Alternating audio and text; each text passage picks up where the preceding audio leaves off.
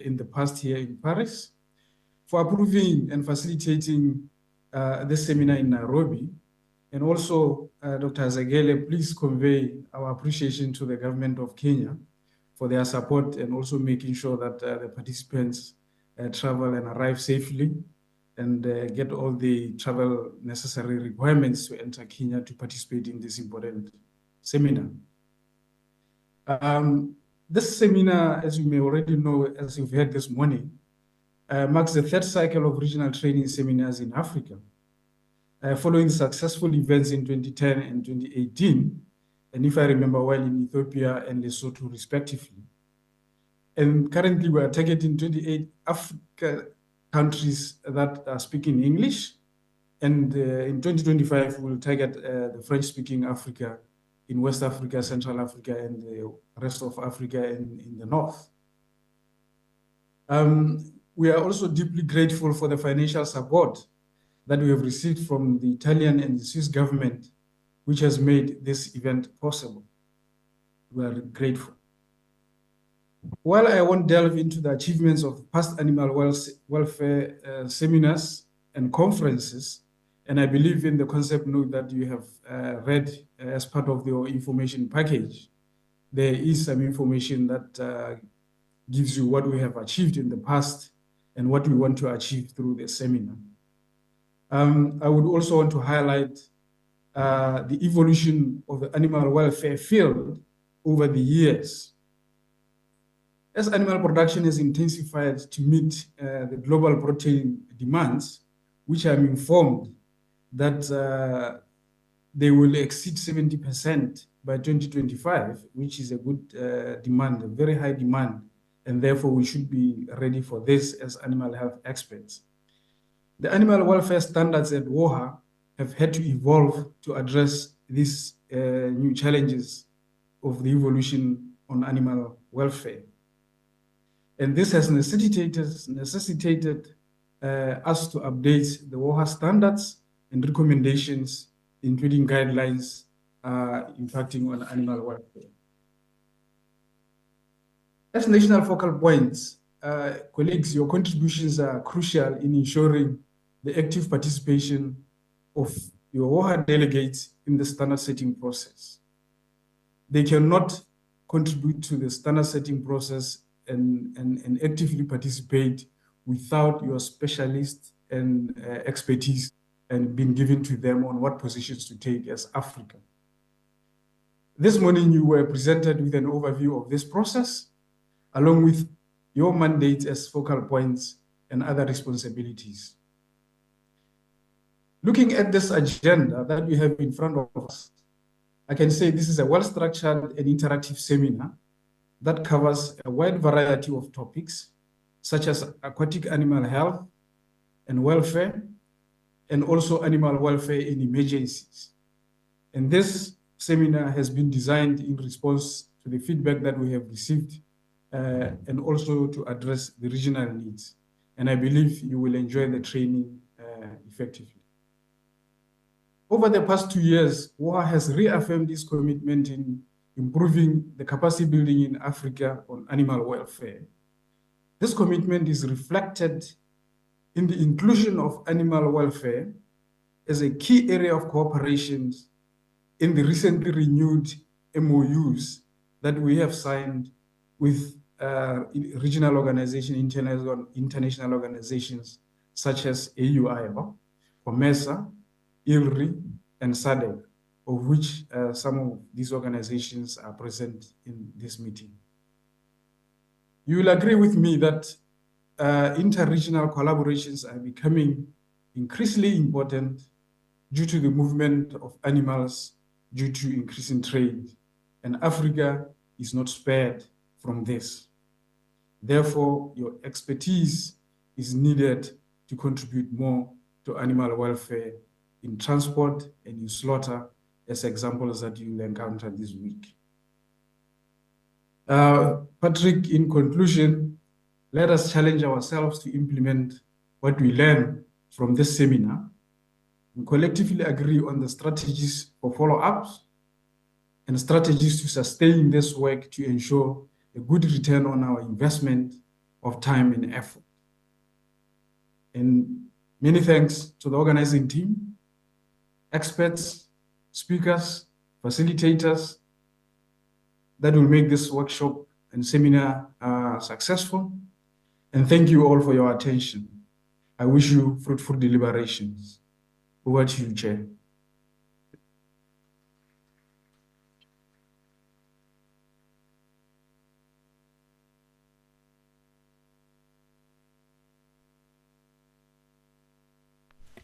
Thank you, Dr. Mapitse. I now leave the floor to Dr. Mbaka from AU IBAR. Do we have a microphone, or do you want to come to the high? Okay. Thank you. Let me see whether I can move this a little bit. Thank you very much.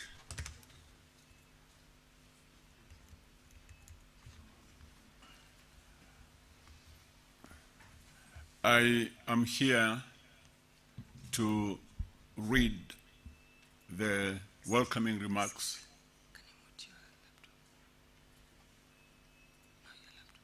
No, you mute that one. Sorry? Yeah, he says to mute it. There's feedback. Yeah, mute this one. You okay now? Yeah. I bring you greetings from the director of AU IBAR, Dr. Huyam Saleh. She would have loved to be here, and in fact, she will be here to make a presentation to you this evening at 16:20. This meeting, important as it is to AU IBAR, unfortunately overlapped with another critical previous engagement. So I have the privilege to read her speech to you. And so I read. Dr. Karim Tunkari, the World Organization for Animal Health Regional Representative for Africa, Mr. Frank Bettelbeck, Representative of Switzerland to Kenya, Ambassador Roberto Natali, Representative of Italy to Kenya, Dr. Alan Azegele, the Chief Veterinary Officer for Kenya, Mr. Abdul Kader Ben Sanda, the United Nations Environment Program Representative, Ms. Daniela Battaglia, the Food and Agricultural Organization Representative, Ms. Julia Havenstein, the International Coalition for Animal Welfare Representative, distinguished guests, ladies and gentlemen, good evening. It is a pleasure to welcome you to this significant event, the World Organization for Animal Health Regional Training Seminar for National Focal Points for Animal Welfare. On behalf of the AU IBAR, the Africa Union Inter-Africa Bureau for Animal Resources, I extend our gratitude to the World Organization for Animal Health for their invaluable partnership in organizing this seminar and for their unwavering support in various regional and continental initiatives to advance the animal resources in Africa.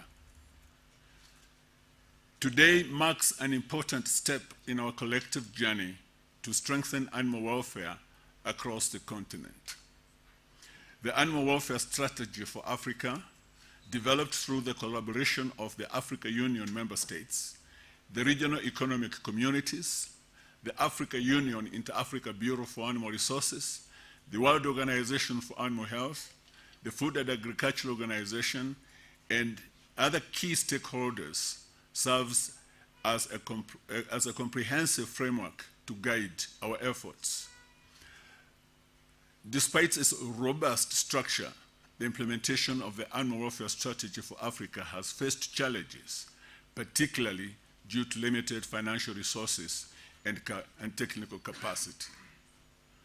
Recognizing the critical role of the World Organization for Animal Health, country animal welfare focal points, the Africa Union Inter-Africa Bureau for Animal Resources is committed to supporting the enhancement of their capacity to effectively domesticate and implement the animal welfare strategy for Africa.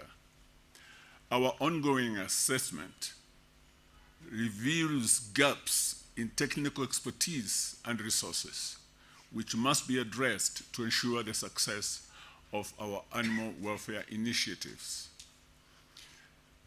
The African Platform for Animal Welfare, which was launched alongside the Animal Welfare Strategy for Africa, serves as a continental hub for collaboration, bringing together veterinary authorities, non-governmental organizations, research institutions, and other stakeholders. The African Platform for Animal Welfare plays a key role in coordinating efforts, advocating for resources, and ensuring that animal welfare remains a priority on the African development agenda. The Africa Union for Inter-Africa Bureau for Animal Resources is a secretariat of the African Platform for Animal Welfare. Now, in closing, I urge all participants to take full advantage of this seminar and to engage actively. It is crucial to continue collaborating with us in our mission to enhance animal welfare across the continent. Mindful that good animal welfare practices hold great potential to enable us to achieve sustainable benefits from the animal resources sector. Thank you for your dedication and partnership. I wish you fruitful deliberations. Thank you very much.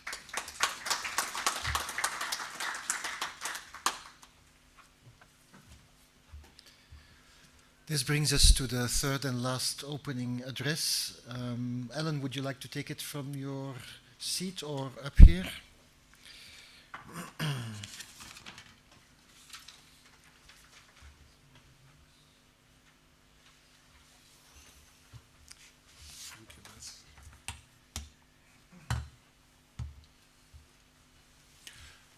Thank you, Bas.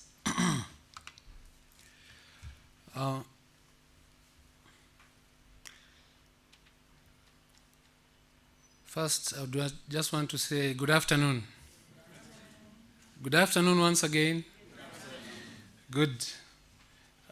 I'd want to ride on the already established protocols, taking cognizance of the regional representative for Africa, WOAH regional representative, and the sub-regional team that has put this all together. Representatives from FAO, UNEP, delegates from approximately 26 countries within the African region, and our representatives from the foreign missions in Kenya present here. It is actually a great honor to have this rare opportunity to stand before you and address you during this regional training seminar for WOAH National Focal Points for Animal Welfare. I actually just took office about 7 months ago, and I've had opportunities to meet delegates, but this is the first time I'm able to interact directly with focal points. And I took note that this morning you had an opportunity to orient the team and actually make them understand what their role is very specifically. Yeah. Also, in the same breath, I want to welcome you to Nairobi. This is what we refer to as the city in the sun. Although the temperatures right now are a bit low, but something also unique about Nairobi, we have a national park right within the closed precincts of the city, not very far. And that gives you an opportunity to enjoy the wildlife that we really have within this country. That's one of the parks. And there are many others across the country, but this gives you an immediate sample of the wildlife that we have in this country. Kenya, as you know, is home to many species of animals, both domestic and wildlife. And we have a very, very rich population of animal resources here, close to 22 million cattle, over 50 million sheep and goats. We also are the leading, I think, producers of camel milk, among the leading producers of camel milk. And therefore, we have a close to a population of 5 million camels. And my colleague, Dr. Mbaka, has been very vocal about the donkey. The population was dwindling, but now it's stabilizing and picking up. We had dropped to about 1.1 million, but now the statistics indicate we are climbing up to almost 1.7, which is quite encouraging. And this is mainly because of the welfare efforts that have been put together to see to it that we ensure the welfare of this animal is secured and then also not exploited and even rendered extinct. The same animal resource industry contributes a great deal to the Kenyan economy. The livestock sector alone contributes up to 12% of the gross domestic product and is essential in ensuring the livelihoods of the rural-based economies that rely on the value chains that we very strongly try to develop to support these communities. The veterinary service in Kenya, which I have the pleasure to lead for the moment, has a vision of having a healthy and productive animal resources that contribute to sustainable economic development, social welfare in Kenya. Our mission generally is to provide and facilitate efficient veterinary services for production of safe and high quality animals, animal products and byproducts, and promote trade and industrial growth in a sustainable environment. We are mandated to safeguard animal and human health, improve animal welfare, increase animal resource productivity, and ensure safe and high quality animals and animal products to facilitate trade and economic growth within the country. We have legal instruments that guide animal welfare in the country. And this is premised specifically on the guidance from the World Organization for Animal Health Standards, of which our Constitution recognizes that all treaties ratified by Kenya form part of Kenyan law. And having ratified the WTO agreement on application of sanitary and phytosanitary measures, this anchors the WOAH standards squarely into the Kenyan law, and Chapter 7 of the Terrestrial Code is part and parcel of the Kenyan law when we apply animal welfare laws.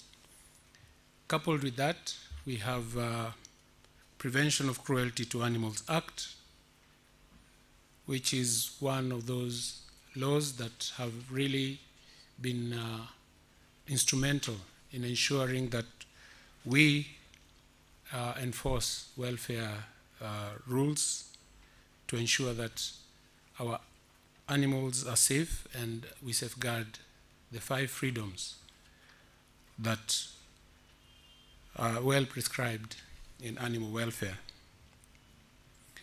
Further, we have a very dedicated team within the structure of the veterinary service in Kenya to handle matters animal welfare. And I think I have the focal point here, Dr. Jane Njuguna, who leads that team in the section.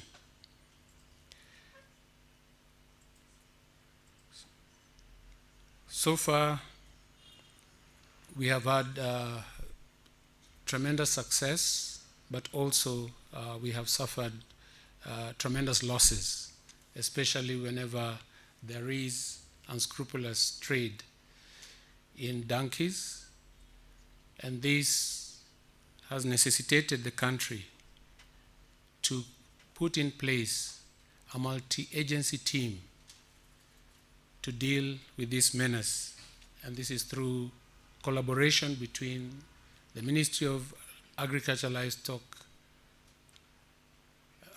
Livestock, Ministry of Interior, the National Police Service, and also other agencies to come through a rapid result initiative, which has focused on ensuring that we enforce rules and regulations, and more specifically those related to welfare, and to stem the misuse and also abuse of our animals and unscrupulous trade in in the livestock sector.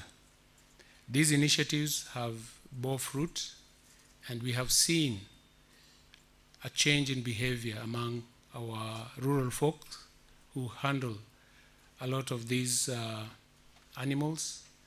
And we know cultural norms sometimes go against welfare rules. However, we have been able to pass the correct message and also influence the relevant change in behavior, and we are seeing fruits in this direction. So, as you congregate here as focal points, we do encourage you to carry the message. Get whatever is in the standards, domesticate and engage all the stakeholders relevant within your country. We have also experts and welfare society organizations within your space. Bring them together in a coordinated manner to safeguard the welfare of these animals, which contributes very strongly towards production, animal health, food safety, and eventually trade. So with these few remarks, I think it's my singular pleasure to declare this workshop officially opened and wish you equally fruitful deliberations. Thank you very much.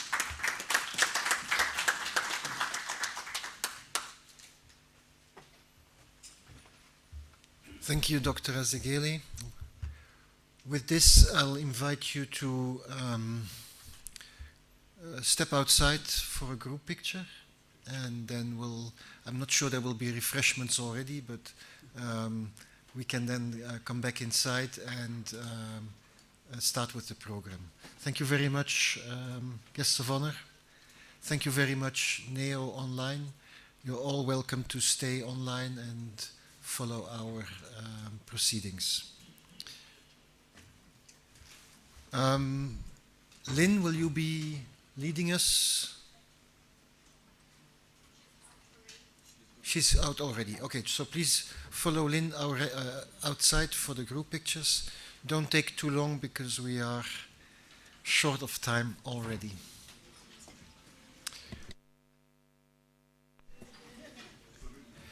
Meanwhile, if the staff from the hotel can rearrange the tables at the back and move this table to the back, that would be great. Thank you.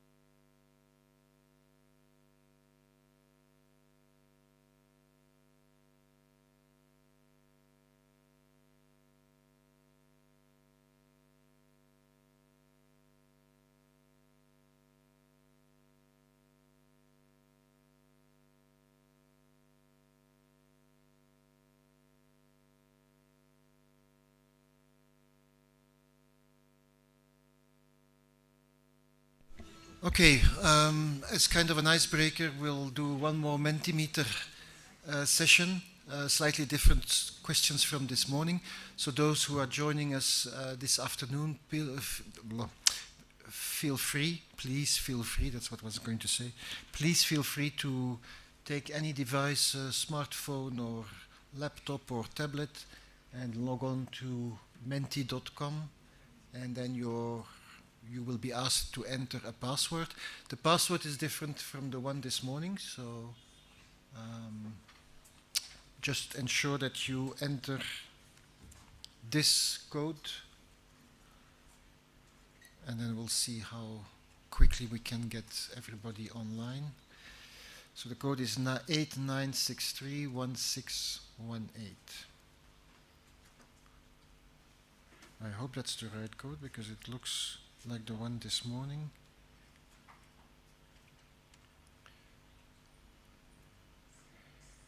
Yeah. So again,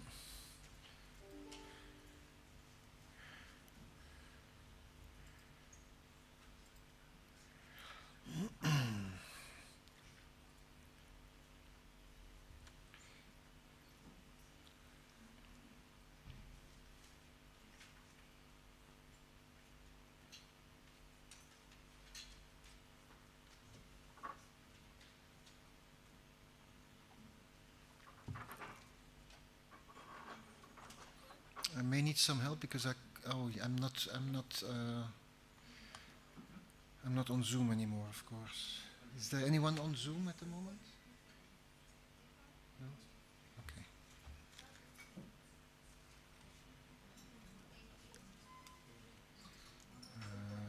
Duplicate.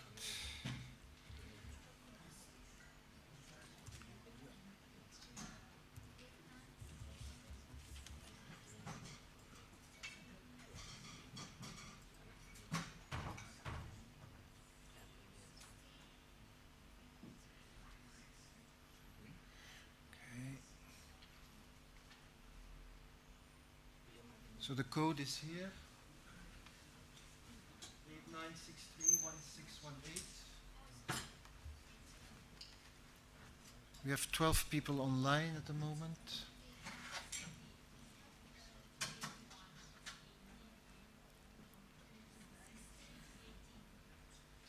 Anyone having trouble? Just raise your hand.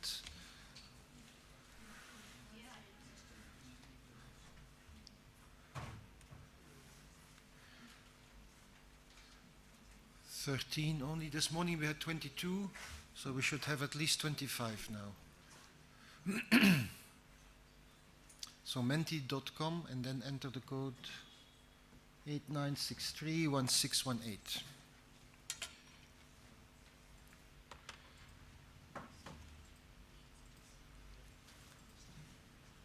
I'll give you 30 more seconds and then we'll kick it off.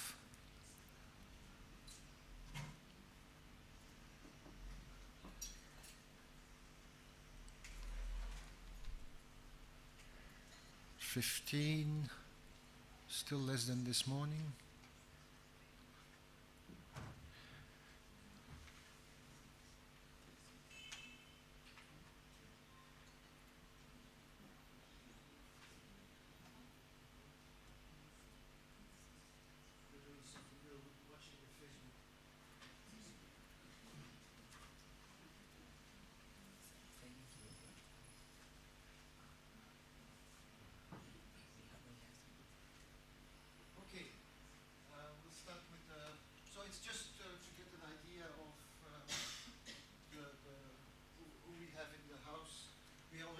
Questions this morning for the new focal points. So we just want to ask you a few questions. Where were you born? So just click on the map approximately the place where you were born. It may be very small on a smartphone, but maybe somewhat bigger on a laptop.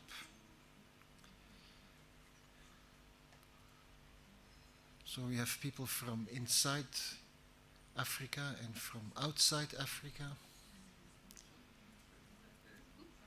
I suspect we will see a dot in South America somewhere.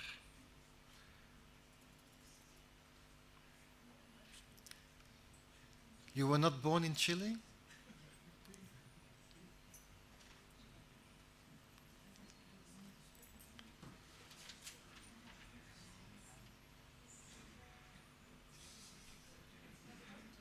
Oh, it's interesting. I see somebody from India.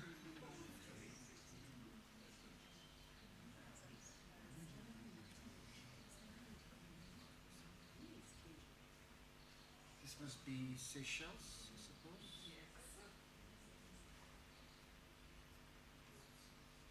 And this would be what? Laos or Bhutan? Maybe?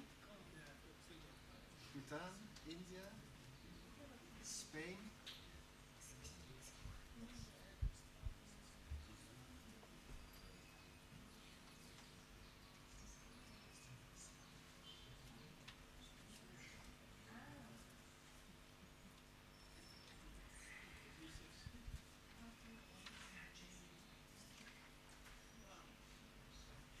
Okay, here's Leopoldo.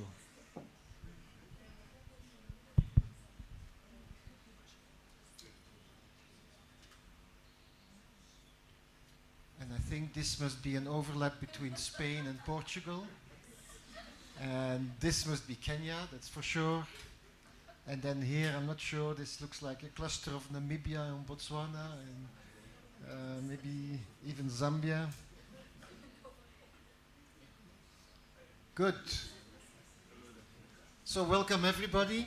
You're all welcome.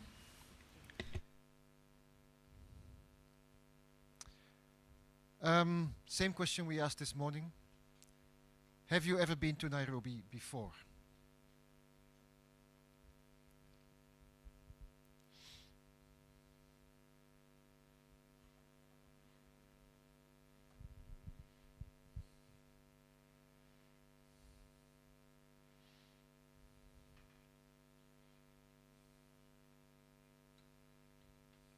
Okay, so even less people have visited Nairobi before than this morning. I think this morning it was more or less 50-50.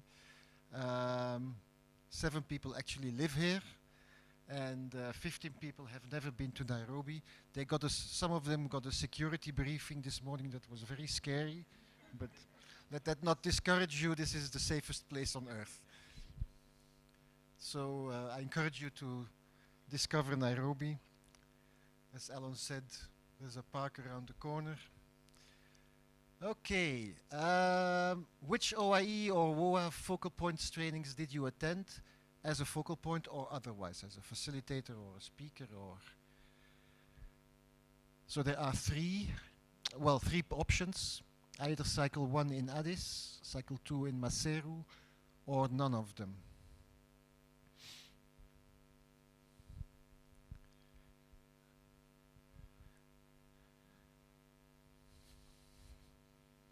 So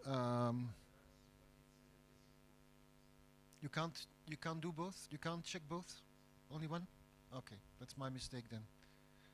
Just yeah, you already answered, so there's nothing I can do. Okay, except for Malawi. I think most people actually attended none of these previous trainings. Did you not go to Lesotho last time? Not even you. And you're one of the, I don't want to be disrespectful, but older focal points. You've been a focal point for a long time. You weren't even in Lesotho, although you are CVO of Lesotho. Yeah, and I don't recognize any other. So you did go to Lesotho and Addis.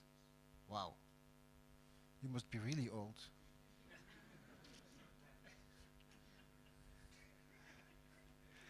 Okay, just kidding, obviously. So most people have, for most people, this is the first focal points training. We knew this when we registered, started registering people. After 6 years, most CVOs said, oh my goodness, I don't have a focal point anymore because the person retired 5 years ago, so let me quickly find somebody else to appoint. And so a lot of you were appointed in the last couple of months, maybe with this training in mind. What living beings are you mostly interested in? What do you work on the most?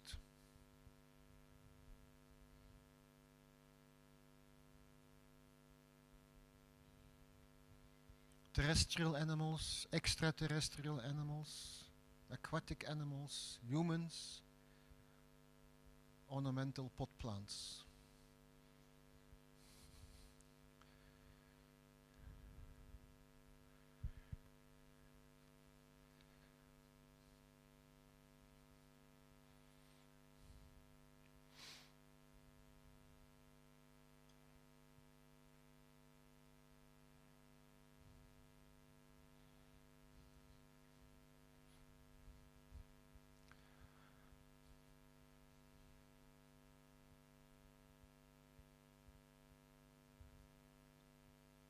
Okay, again I see a trend here. Clearly terrestrial people in the room. Nobody actually is working on or with aquatic animals. 4 of us are interested in humans. That's good, I guess. Human welfare. And 1 person is interested particularly in pot plants. Good. Next.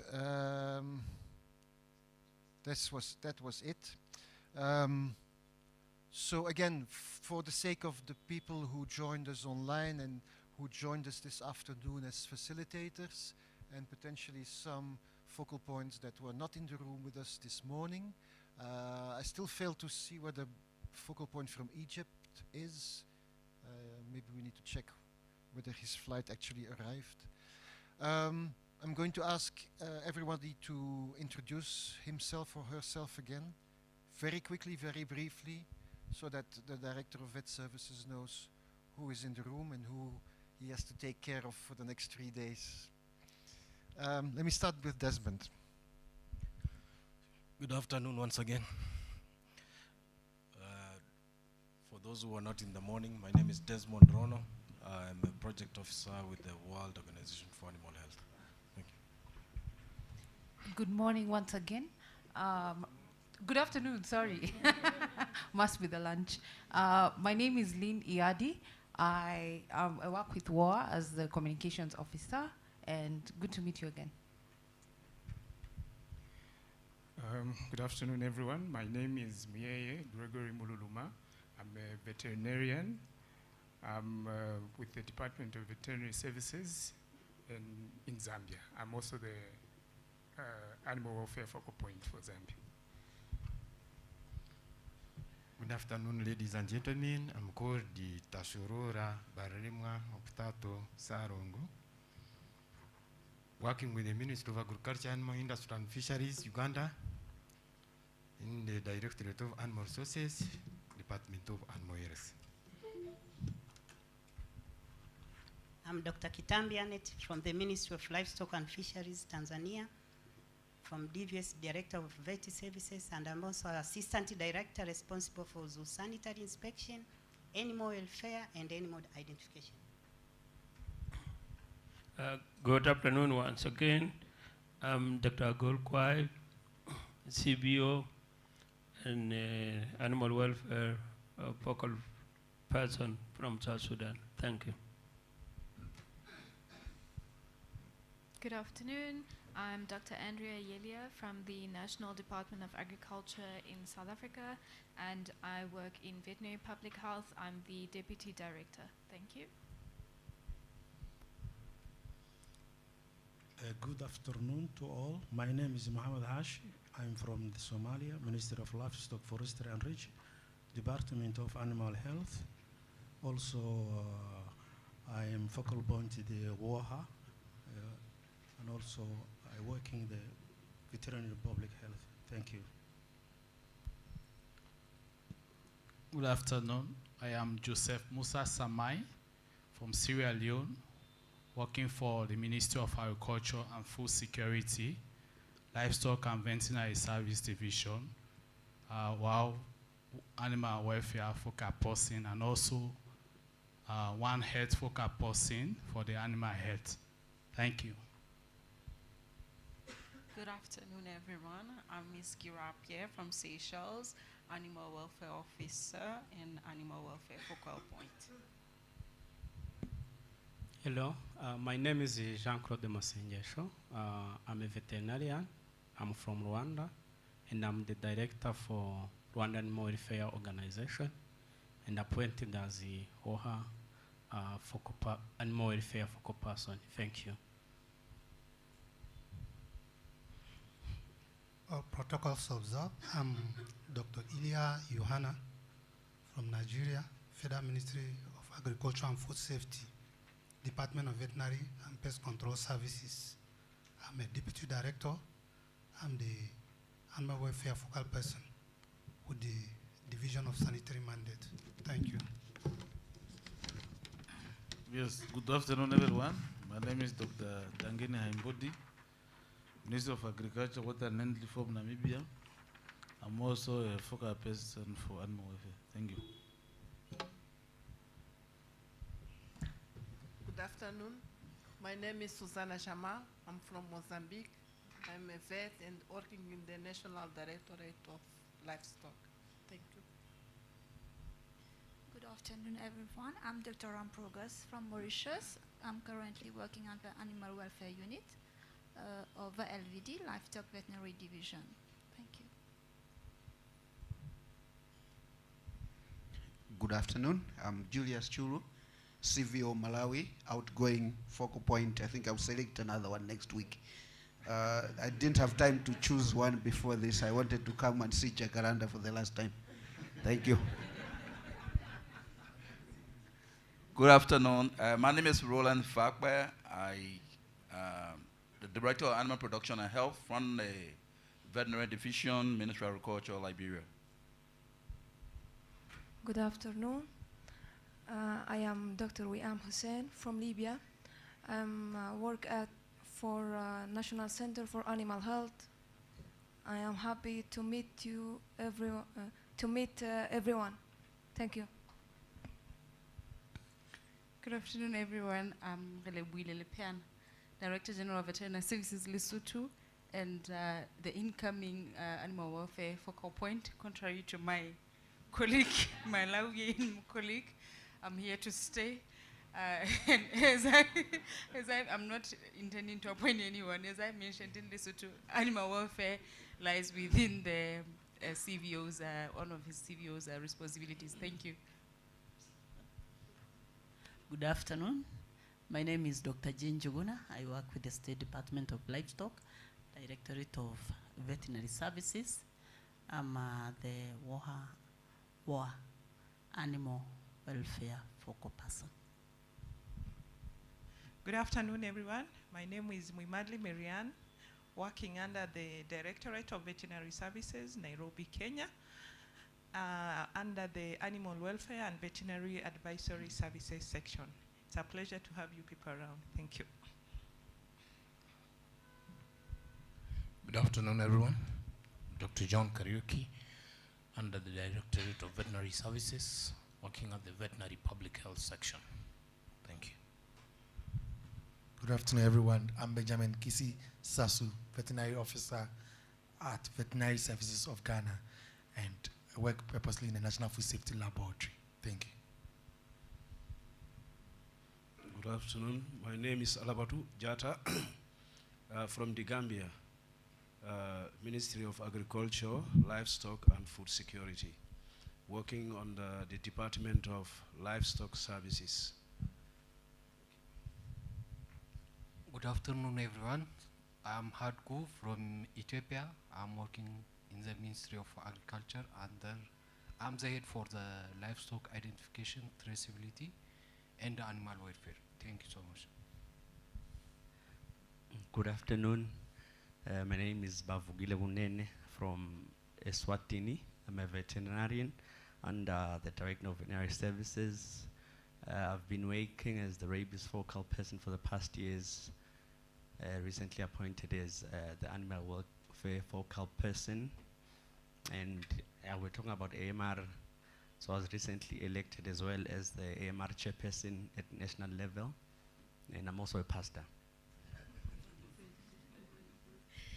Good afternoon, everyone. My name is Pearl Mokokanawa. I'm from Botswana, the focal point for Botswana. I am with the Department of Veterinary Services, which is under the Ministry of Agriculture. Thank you very much. Good afternoon.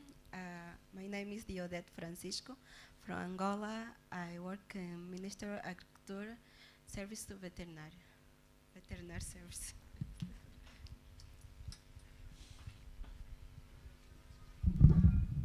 Good afternoon.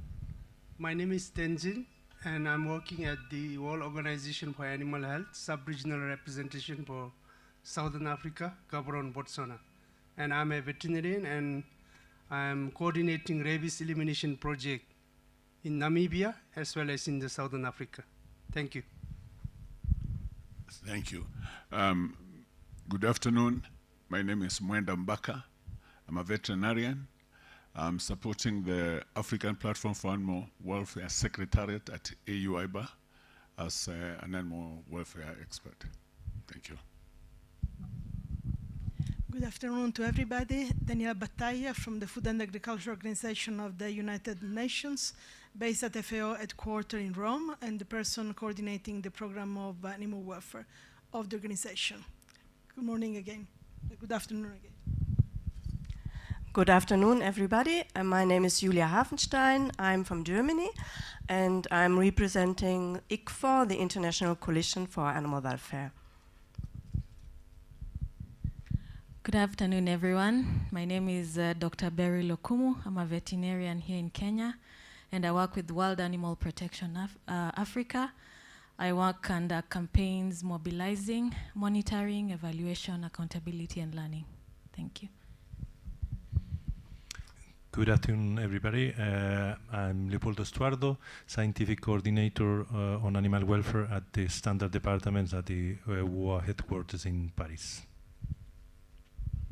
Hello, everyone. Good afternoon. My name is Maria Correia. I'm a veterinarian. I'm the head of the Animal Welfare Unit in Portugal. I work for the Ministry of Agriculture, and I'm here as I'm chairing the ad hoc group that is revising the transport codes. Thank you. Good afternoon, everybody. My name is Rebecca Garcia Pinillos. I'm the founder and director of the One Welfare Organization, and I've been for many years developing and helping to disseminate the connection between animal welfare, human well-being, and the environment. And I'm here presenting the UNEP report on the Nexus resolution, which you will hear about later this afternoon. Thank you. Good afternoon, I'm Lisa Woodendal. I am also a veterinarian. I work at the University of Pretoria, Faculty of Veterinary Science in South Africa, and I mostly lecture students about welfare at transport and slaughter. Good afternoon, Dr. Victor Yamo, representing Global One Health Advocacy Affairs. I'm a veterinarian, many years working in animal welfare, especially farm animal welfare, and also teaching students on animal welfare ethics and law at Jomo Kenyatta University. Thank you. Okay, thank you. Outside you might find Anne, who is dealing with admin and registrations, and also Daniel, who is our office assistant and is running around to solve all your little problems you might have. And that's about it, and we appreciate the technical support of, remind me, Magic Systems? You don't remember the name of your company? Moto Magic? Photo Magic. Photo Magic. Thank you. So they're helping us with the online interface, and so that everything runs smoothly. Without further ado, I'm going to move to the first presentation of the afternoon, where we try to just give you a quick update on what different organizations are doing.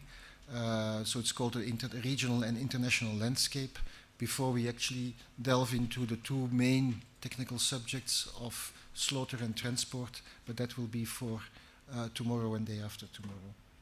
So if you give me a second, I will try to pop up Leopoldo's first presentation.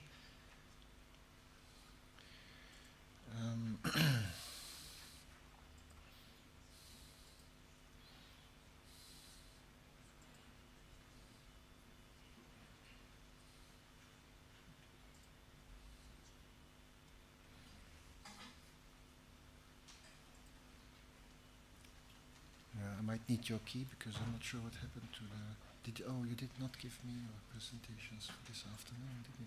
No. No? And the... Do you have the key still? It should be there. It should be there. The key's not available.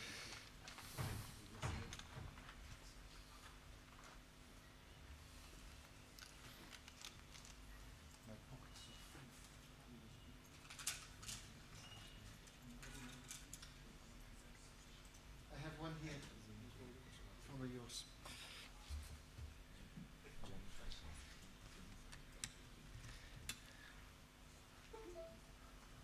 Sorry about that. Yeah, you're stealing mine. Is it PTT, under? PTT. Yeah, so all these I still need to copy. Yeah, that one, then the first one. This one? Yeah.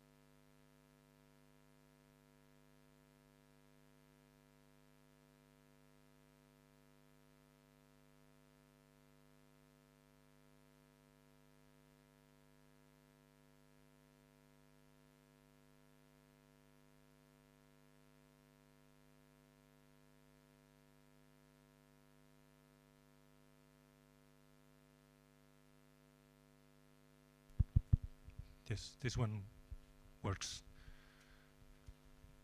Okay, hello for the third time today. Now I will mention something that I very quickly also mentioned during this morning. I will talk about the work program and the global animal welfare strategy. I already mentioned that we adopted the strategy in 2017, and the idea was to not replace but have a more systematic way to guide the organizations through the animal welfare aspects. Then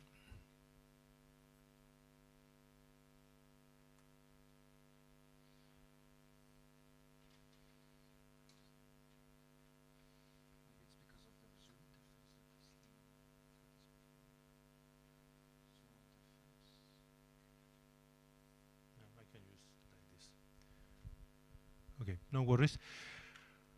Okay, I already mentioned that we have since 2017 the global animal welfare strategy. This morning I mentioned when we started working on welfare, and it's going to be a quick presentation. No? Okay, it's working. As we discussed the initial step of the organization through the Animal Welfare Working Group, the mandate that members gave the OAE at that time to work on animal welfare, and then in 2017, during the, not 2016, during the last Global Animal Welfare Conference, there was a discussion, and it was presented the Global Animal Welfare Strategy.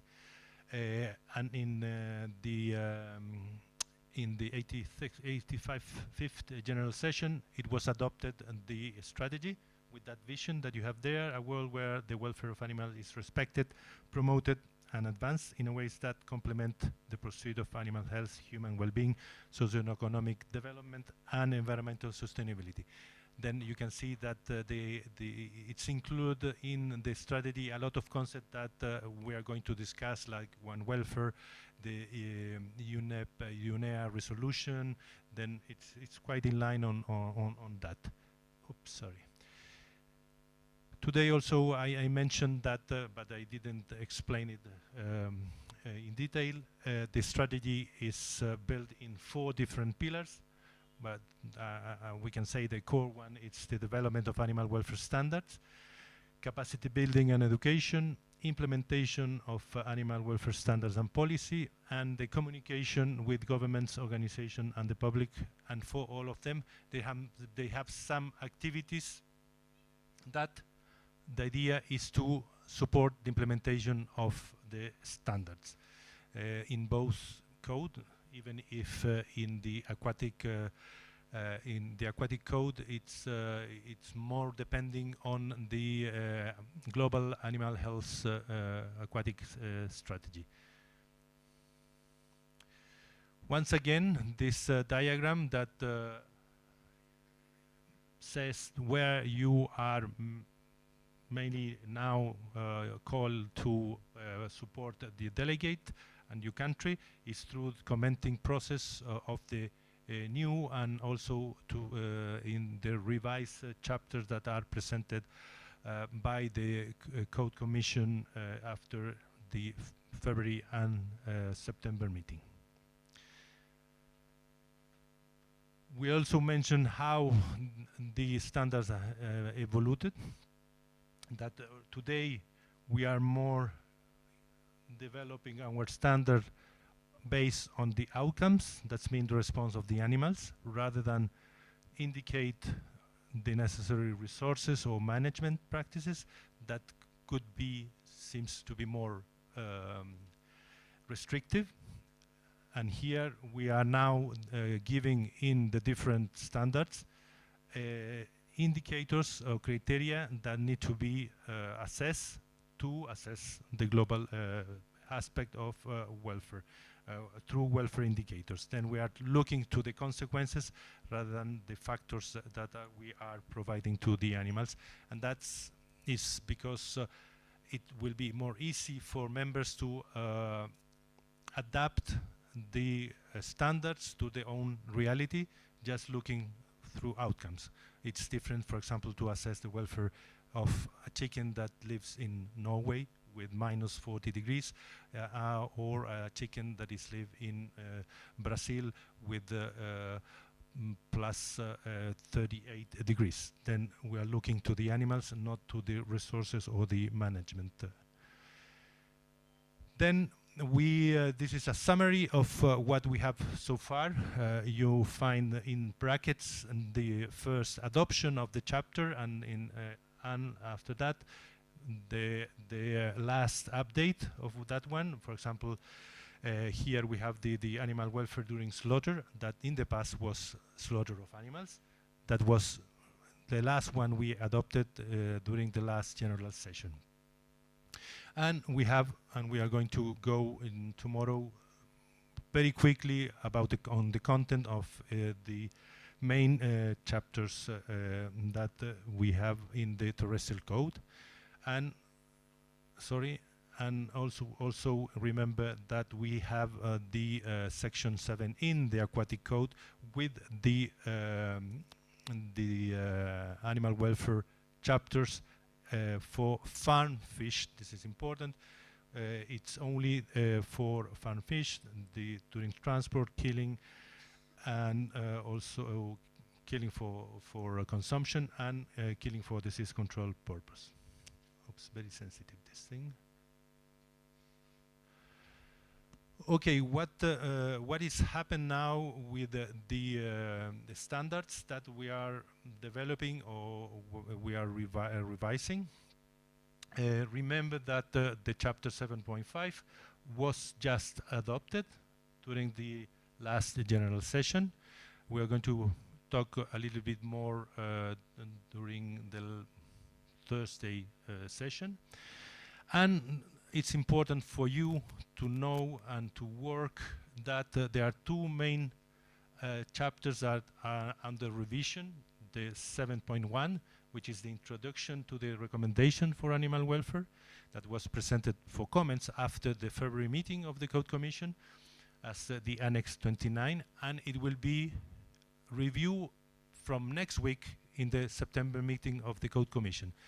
Then most probably, and we expect that the version that we are going to release after the Code Commission meeting will be a version that is going to be presented for adoption in 2025. Well, that's is my optimistic version.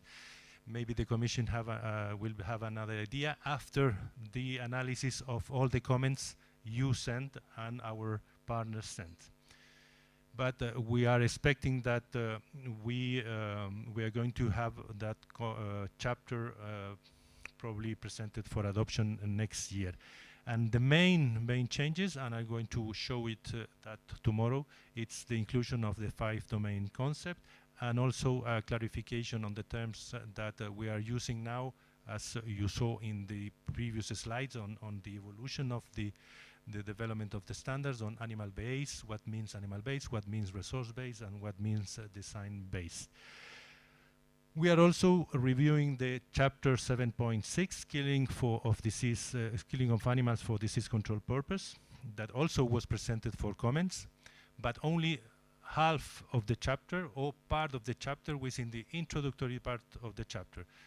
The chapter didn't include all the description and recommendations on the methods. We are going to work with the other group in October, at the beginning of October. That's the next meeting of the other group, where we hope that we are going to finalize the chapter. Then probably in February, you are going to receive a full chapter for comments. And we are going to also, with the other group, review the comments you already sent for this chapter. The main, not the main change, but one of the big change of this chapter is that the title probably is going to change, by the scope also it will be different. It's not going to be just for disease control purpose.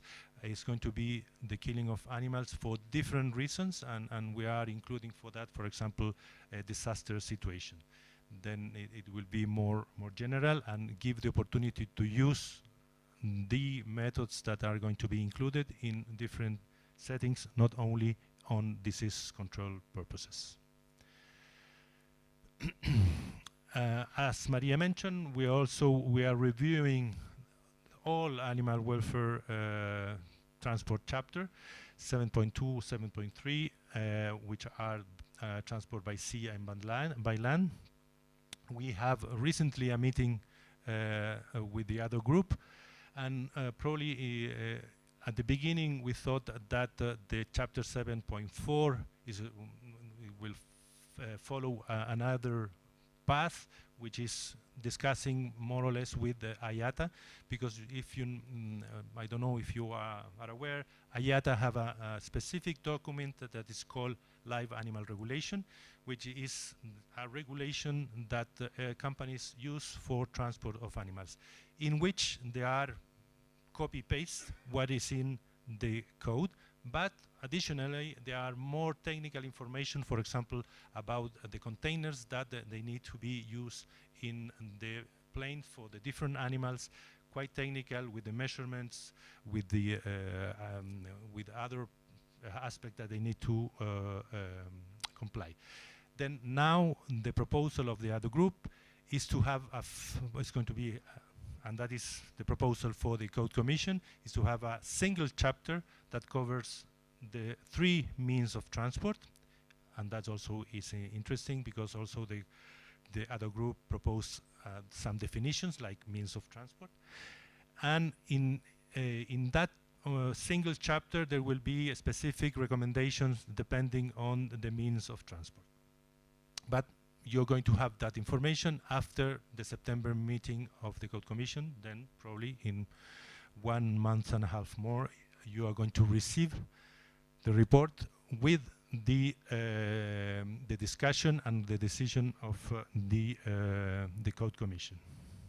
But this one is probably one of the big important chapters that are going to be discussed, and probably we are expecting a lot of comments because there is around the world there is a lot of discussion in some areas, for example, to ban long distance transport or ban sea transport, and even discussions that in countries that they are already banned, they are discussing if they are going to resume again the animal transport. Then we hope that you are going to be able to comment it or not. In terms of the activities of the pillar on communication, governments, organization, and the public, we have one specific one, or one important one, which we call it the Global Animal Welfare Forum. And this forum is to bring together members of the animal welfare community to discuss a specific topic, and this is an by invitation meeting. And we already developed 5 of these forums. The first one was quite general on how WOAH could support the implementation. We have one on transport, where one of the points that we discussed is the need to start a revision of the chapters on transport. And the Code Commission took the information and the discussion of this forum and use it for ask WOAH to start the revision of the transport. We had also other other interests in one, like the animal welfare and the United Nations Sustainable Goals that Rebecca will also will mention something. Here we did an interesting exercise with the participants, where with the support of our Swedish colleague from the Collaborating Center, in which we score the importance of all the Sustainable Development Goals and the relation with animal welfare, if in both ways they support the accomplishment of the Sustainable Development Goals, or the Sustainable Development Goals support the implementation of animal welfare. There are in the links that are there are also all the information and the summary of the discussion, and also there's 2 publications that are available that we prepared with the Swedish colleagues. We did a quite interesting one, Animal Welfare Economics, trying to capture what in terms of economical value have animal welfare. You probably know that not necessarily animal welfare could have direct or indirect cost and benefit, and we try to identify those indirect or direct cost or benefits that are included when you are developing or implementing animal welfare measures. I don't know if you are aware that there is a huge project that WOAH is developing called GBATS, Global Burden for Animal Disease, and we try to, in a way, took the same model to identify how to evaluate the economical value of animal welfare, but at the end, GBATS didn't continue to work on welfare because it was outside the scope, the original scope of the project. And last year we did a quite interesting one, and here there was some questions about the difference about within cruelty or conservation or on animal welfare. We developed the forum on developing national animal welfare legislation, different paths for the same destination. That was a fantasy name. But we discussed the differences between, for example, what means cruelty in terms of the legal tool that you need to have, what means animal welfare, and the legal tools that you need to develop for animal welfare, which are not the same one. For example, in Chile, the penal code is where cruelty is located. Then for example, if a farmer treat or mistreat the animals, that could be a cruelty situation. It's a penal code that is applied, but sometimes there is not necessary cruelty. It's, for example, they forget to feed the animals, or they are using not the correct methods, for example, for painful management. That is under the regulation on animal welfare, which is more an administrative legal framework. And we are organizing, as I mentioned, the 6th one in Mérida in Mexico, with the Collaborating Center, where we're going to analyze how the Collaborating Center could also support the members to develop their own policy. That policies could be legal policy or whatever animal welfare policy they want to develop, how the Collaborating Center could support them with, for example, science that support that decisions. Sorry. In terms of capacity building, I don't know if I mentioned, we are trying to put everything we do in the WOAH training portal. This is managed by the capacity building department, and here probably we are going to post or put post the first e-learning module, which is the chapter 7.14, which is under development. And also we are trying to use a labeling process that the capacity building department has created, which is the possibility to take some external resources and label it as a WOAH, tool, or WOAH, for example, module.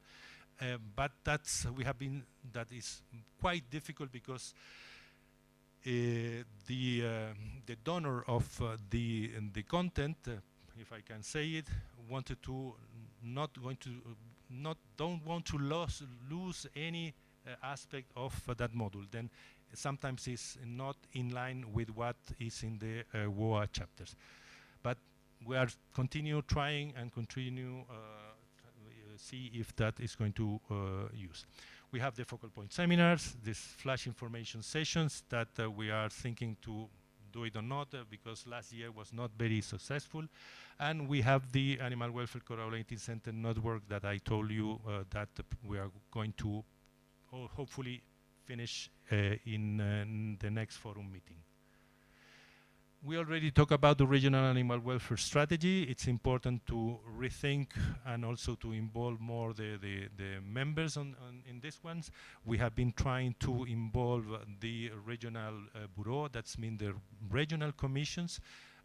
That's happened, for example, in the European platform, the WOAH European platform, where the involvement of the regional commission, it's more strong than in other regions, and that also could give a more force to the, in some countries, starting also working on it, because some of them, they don't have a real governance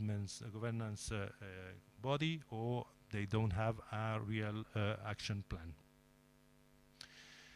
Finalize in terms of the implementation, we have the observatory project. I will talk more in another presentation about the thematic study on animal transport, which is also part of the discussion we had this morning on this kind of information that you could need in terms of how it's gathered, that information, and can be disseminated.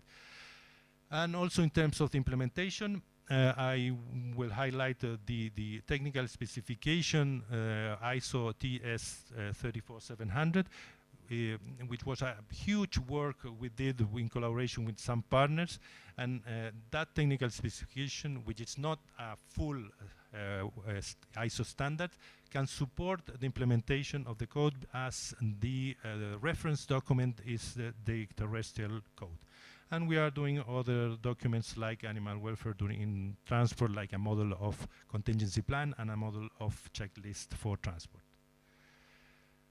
And that is from my side. I need to check, someone told me that the QR code they are not working. Maybe there's something that maybe I didn't write. It's working? Okay. Then, but if not, I will share the PDF of the documents after to Bas. Okay. Okay. Okay. But yeah, you can enjoy it in Spanish, which is quite beautiful language also. Any question? Opinions? Still, we're receiving complaints.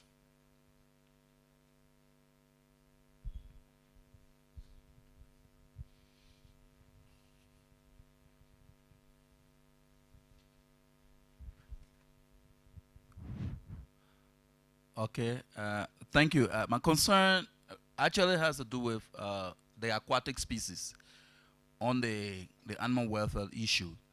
So like from the questionnaire, just Minister, we've noticed that we don't have anybody here really represent the aquatic species. Can they be involved into this thing? Most especially, you know, the breed of fish and other things that people are dealing with. That's my concern. Thank you.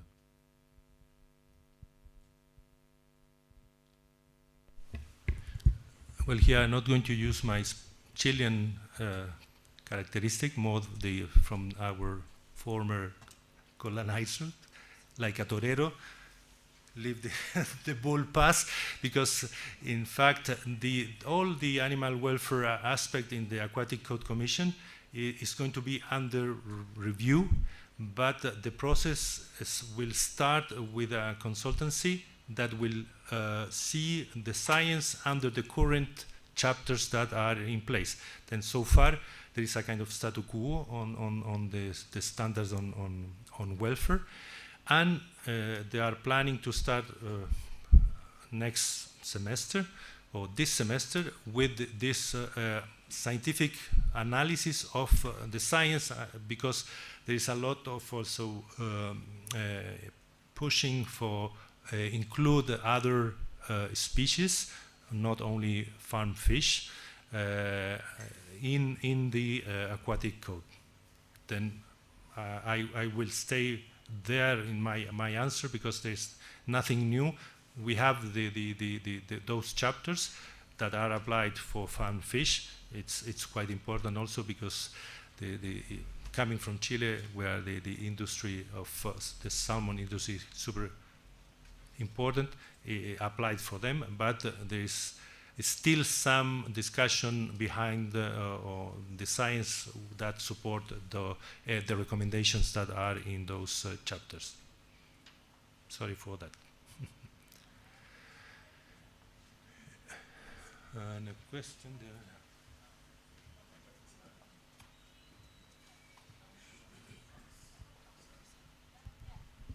As you need to pay me more. Yeah, I have a concern. I heard you saying that this strategy, the global strategy, is focusing more on the outcomes, rather than the inputs. So in a situation like, in Africa, maybe, let me take example of my own country, in the Gambia, where you have animal welfare, people are not working on meeting the standards because of they don't have the means. Let's say with feed, because in Africa or the Gambia, the animals are managed in a free range kind of system. In the dry season, you don't have the feed available. Do you understand? The forests, there's no grass for animals to eat. So that consequences leads to deaths of animals, disease of animals, and then it brings poverty, because farmers will not have the income to buy, to treat their animals.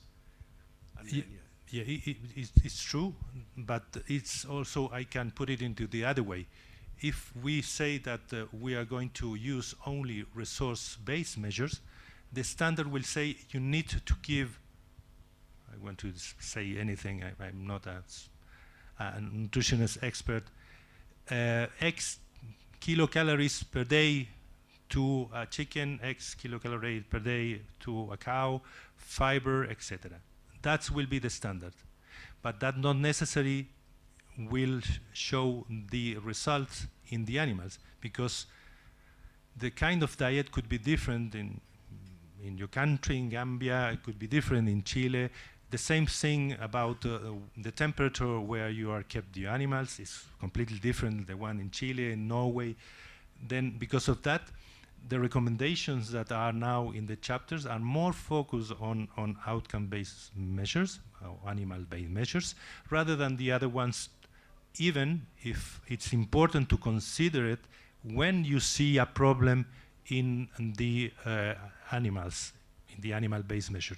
Then you go to the animal-based measure, you see a problem, for example, malnutrition, then you need to go to the other probably resource-based measures that you need to give more feed to the animals or give more space because they are fighting for the feed. But the idea to have the standards developed based on animal-based measures, in a way, support more this idea that you can shape your regulation in a different way everywhere or in different countries. But the only thing that also it's important is sometimes it's difficult to train the people that need to assess the welfare of the animal using animal-based measures, because there's a lot of animal-based measures that are related to behavior. Then it's not necessary. When I was at school, at veterinary school, where they didn't teach me behavioral changes, and it is true that it is something that it's relatively new, and we need to teach, or member countries need to be teach the staff on that. But I think that going through animal-based measures, it's better than just saying X kilos of feed, X square centimeters per animal. That is more restrictive, and that probably is more difficult to match with the reality of the country. Yes. For some of the animal welfare chapters, backyard production is actually excluded from the standards. Is that correct? Like for broilers, there is a specific mention that backyard production is not concerned with these standards. So a lot of the standards are dealing mostly with semi-industrial or semi-intensive to intensive production systems, and do not apply to the backyard production systems, which may be, by what you describe, is more or less the case in your country. So it's very much trade oriented, not necessarily there to make life a misery for your backyard poultry farmers or pig farmers or whatnot.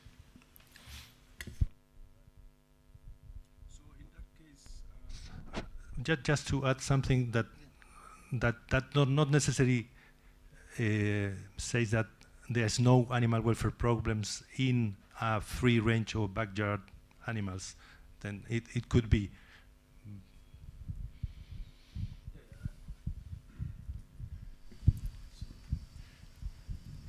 Yeah, I understand. The issue is like we being the animal focal points now, when we go back to our countries, we need to make advocacy, we train people, we enlighten them, about the risk associated with some of these problems that our farmers may not even know. So I think the World Organization of Animal Health need to take this thing into account, like not only concentrating on the higher standards there for trade and all those things. We're trying to bring up the economies of the local farmers who are also trying to catch up, because their livelihoods, depends on these animals.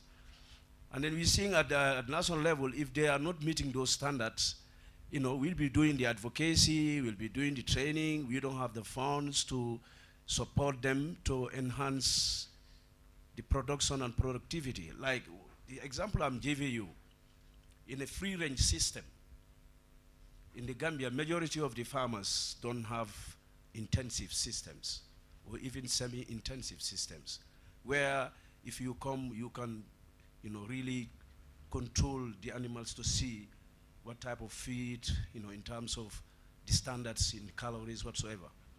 In a free range, they depend on the environment. So if the environment is burnt, there are no grasses. So you see animals loitering around, moving around, searching for feed. They invade other, you know, other gardeners or farmers' farms, or they go to the rice fields. All these things, it creates a lot of conflict. At the end of the day, you know, their productivity goes down in terms of the meat quality, also in terms of their if it is milk production level, it goes down. So you see, it even affects the national economy. You see, so this also, you know, brings issues about increase in prices of goods coming from, you know, export goods.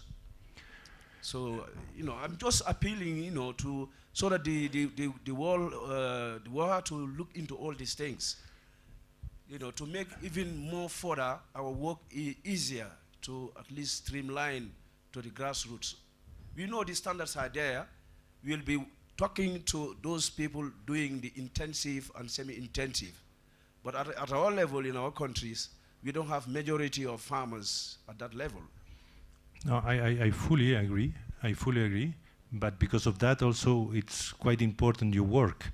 Because when we, even as mentioned by Bas, that we are focused in other production system. Also in the introductory part, in the chapter 7.1, there's some basic guidelines that you need to follow for livestock production system to assess the welfare of the animals, that it can be used across the different production system. Lack of feed not necessarily is related, or it's an animal welfare problem. It's a climatic issue. It could be even a war. But the idea also on the animal welfare chapters is try to solve those animal welfare problems through some positive idea, being proactive. Well, if if there is a lack of feed, what you can do to provide them, and be sure that the animals will be fine, and there's come this animal-based measure. When you see that the animals are fine, not necessarily give them an excessive amount of food.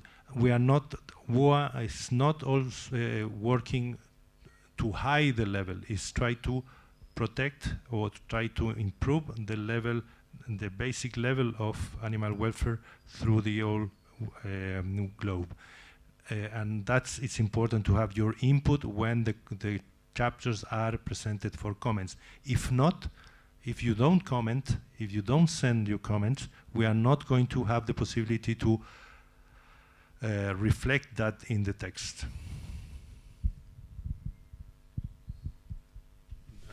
I'm afraid I'm going to have to cut this short because we're already widely going over time. We already lost a complete presentation here. There is a time for discussion later on, so just hold your questions. I will be here until Thursday. Yes, you'll see him another 25 times. So I'm now going to invite Rebecca to talk about the Nexus Declaration. You have 2 minutes at this stage. Well, thank you. Goodbye. That's okay. Well, afternoon, everybody. And just to finalize the very important topic on backyard production, I would like to refer you to the work from somebody from Makerere University in Uganda called Nelson Achong. He was the winner of the oral presentations of the World Welfare Conference last year, and he was working in backyard pigs. And he very much applies the connection of how improvements to animal welfare and the standards that Leopoldo has presented we're really supporting productivity and improvements in terms of supporting the farmers as well. So it can work. It just needs to be adapted in the fields and adapted to the regional circumstances. But I think the work he was doing was excellent because he was very much coming from the point you mentioned and bringing up the standards that Leopoldo mentioned and actually making it happen, which I think is important to have that sort of example. So yeah, Nelson Achong from Uganda. And then, I wanted to ask before I start my talk, how many of you know about the UNEA resolution? Okay, good.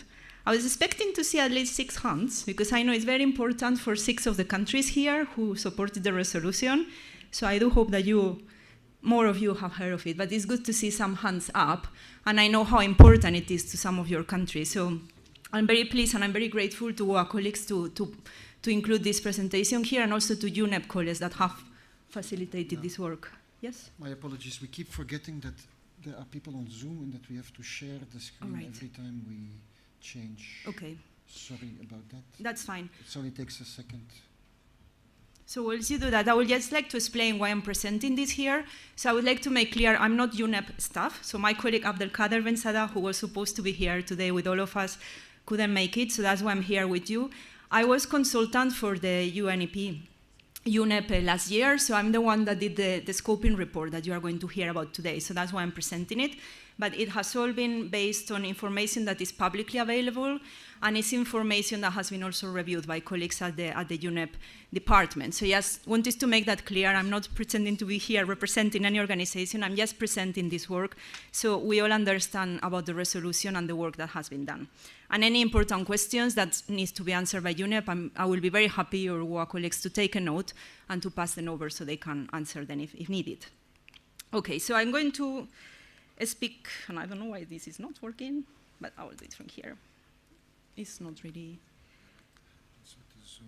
Is it off? Who managed to solve this? Because this interferes with Zoom somehow. So I will do it from, okay, in the laptop. Okay, it works in the laptop, so that's fine. So I'm going to give you an overview of the resolution. I will speak a little bit about the timelines, about the resources, about the scoping report, and also what's the future. So the overview is a resolution that was approved in the 2nd of March 2022, so that's about 2 years and a bit ago. And it was sponsored by 7 member states, and you see there are the names, so 6 of them were from the African nations, and then Pakistan as well. And basically, it was quite a straightforward mandate to UNEP, which was to produce a report subject to the availability of resources, a very key statement there, to actually produce a report about the nexus between animal welfare, the environment, and sustainable development, to submit the report for peer review to member states, and then to present it at the 6th session of UNEA, which happened in February. So the timeline we have to date is in 2022, the resolution was agreed. In 2023, UNEP recruited a consultant, which was me, and I was working for them between May and December 2023 to assist their department with implementation of this resolution. So as part of that, we produced an inception report, and we also set up a steering group established by the quadripartite organization. So you have UNEP, you have the FAO, the Food and Agriculture Organization, we have WOAH, and we also had the WHO included. So there was collaborative work with them to ensure that the content of the scoping report and work that was ongoing was agreed by all 4 global organizations and working for everybody. There was also a call for information sent to member states, so I hope some of you remember receiving an email from UNEP asking for your input, because it was very important to have engagement and to ensure that everybody had an opportunity to have a say when the preparatory work was being done. So that was the intention with this call for information, and also to engage formally different stakeholders and anybody that had strong opinions about this resolution, about this report, and what everybody thought should be included. So that call for information was sent, responses arrived, and then that was collated into the report. There were some disseminations activities by UNEP, so you might have seen presentations by my colleague Abdelkader, sometimes with me, sometimes without me, in Kenya, in Morocco, in Rwanda, and in Spain. And then there was a resource mobilization report that was delivered alongside the scoping report, which includes all the details we are going to see now. And that was presented at the UNEA 6 resolution. So all your countries should have received a report from UNEP, And that's part of the information that you're going to see today. So you should have that to read in more detail if you would like to see the actual scoping report. The progress to date is there was the update at UNEA 6 in February, and then UNEP is awaiting for voluntary contributions to take forward the report. So that's where we are. So what does the scoping report does, what has been produced today? So this report is producing a methodology of the process that should be followed to do that report and the budget that would be necessary to implement the resolution. So there was a preliminary figure shared by UNEP. This report actually analyzed that in detail and worked out what resources would be needed and how much would that cost. So actually the resource that came out of that was much lesser than the initial figure provider, which I think is positive in terms of seeing this report going forward. There was also a recommended methodological approach, and also an annotated outline, like a structure of what the report should focus on, which areas were important for that report, and it even prioritized the areas. So if there was not enough resource, there could be specific areas that we would like to focus more on because they are more important for everybody. What does the scoping report does not? It doesn't do a full systematic characterization of all possible human-animal, human-environment, or animal-environment interactions. That would take a very long time. There is quite a lot of literature and scientific evidence around, and I was with the UNEP colleagues for 8 months, so you can understand in that time it's quite limited the information you can do, but I managed to do a brief, rapid literature review. I managed to do a call for information to prepare the structure with an evidence base behind. So that's a very strong foundation to develop that report in more depth. And then it doesn't really attempt to determine any causality or do systematic mapping. The nexus is very complex because it covers everything. If you look at the resolution, it's very broad. The connections between animal welfare, the environment, and sustainable development is almost everything when you think about it. So it's very complex, and delivering this structure was quite key to have a systematic way by which this report can actually be materialized, by which we can find practical examples and practical areas where it can make it happen, and understanding those connections, which is important. So the drafting process, as I mentioned, had a two-way approach. So there was firstly a systematic literature review. And what I did there was basically ask a question: what is the evidence available on the nexus between animal welfare, environment, and sustainable development, which is what the resolution was asking for.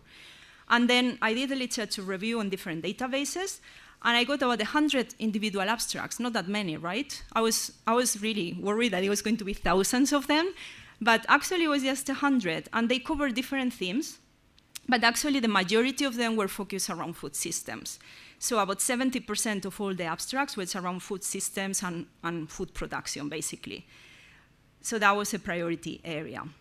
There was then the call for information that was done during August, and there were just a total of 56 responses. So again, I mean, out of 190, 293 member countries from UNEP, there should have been possibly more, but there were just 56, even though they were really helpful, and I've listed there the countries that were represented in the responses, so I know some of you contributed to that and have a say, and I do hope that your comments and concerns were duly reflected there. The call for information was circulated also to the focal points. So you as animal welfare focal points, the ones of you that are, also should have received it. And it was something that we collaborated with WOAH as part of the steering group. We felt it was important to have those that work in animal welfare also engaged and represented there. So something that we picked up is there was a lot of engagement with people from the environment side, but sometimes people working on animal welfare was not really in the loop because governments have different departments, and it was a little bit challenging to get the communication flowing from different departments, and I guess that happens everywhere, right? So yeah, so that was something that would be important to improve if we want this to truly work in practice, to have those linkages and collaborations between different departments as something that works together rather than I do environment and I do welfare, and we don't talk to each other. If we want to identify this nexus, we also need to talk to each other, and we need to basically start making it happen at people level as well. This is the scoping study content, and again, you also have a copy through your country UNEP representatives. So it has 3 key sections: one background, one overview of the scoping report, and then the proposed structure of the West nexus. And then a series of annexes with information which was important, but possibly was not really part of the structure. So it was there just for reference, for information, and to facilitate the work of whoever picks up this work to do the report if it happens. So there was detail on the steering group, the members, there was detail on the call for information survey, and also the relevant information such as a stakeholder list and things that were collated through the work I did alongside UNEP colleagues. So the report basically has a global scope. It applies to all the UNEP members. It covers all the sectors and business, so it's not just about terrestrial animals, or it's including all the sectors, so it would apply equally to aquatics. And that's why I say it's a huge, huge scope, because animal welfare, environment, and sustainable development applies to many different production sectors. And for that, you need many different types of experts, professionals, and it all varies across different regions. So you can imagine the magnitude of this report. So it is quite a big challenge. And it also recommends to apply a systems approach to ensure that it's done in a systematic way. So it was important to identify key thematic areas to give it a structure rather than just a broad nexus, and to actually identify different global tools, policies, and relevant organizations that can contribute to this nexus, and also to understand why this nexus is even relevant, right? So yeah, it should really be systematically reviewing the linkages for each of the thematic areas, analyze the existence of these interlinkages. So to actually do something, first we need to know it exists and happens, and also the causality. And then to identify priority areas that are, I mean, since this is a UNEP report, there was also discussion as to how this is relevant for UNEP and the particular environmental aspects. So there may be different priorities as well for the different global organizations. And some will have an interest in food production, some will have an interest on the environment. And it's how all those pieces of the puzzle work together and how the responsibilities and governance is also arranged across that. And also to provide recommendations and to consider how the trade-offs could be managed as well. So again, it's very fully comprehensive. So as you see, quite simple when we look at the three areas, right? Introduction, executive summary, and then the thematic chapters.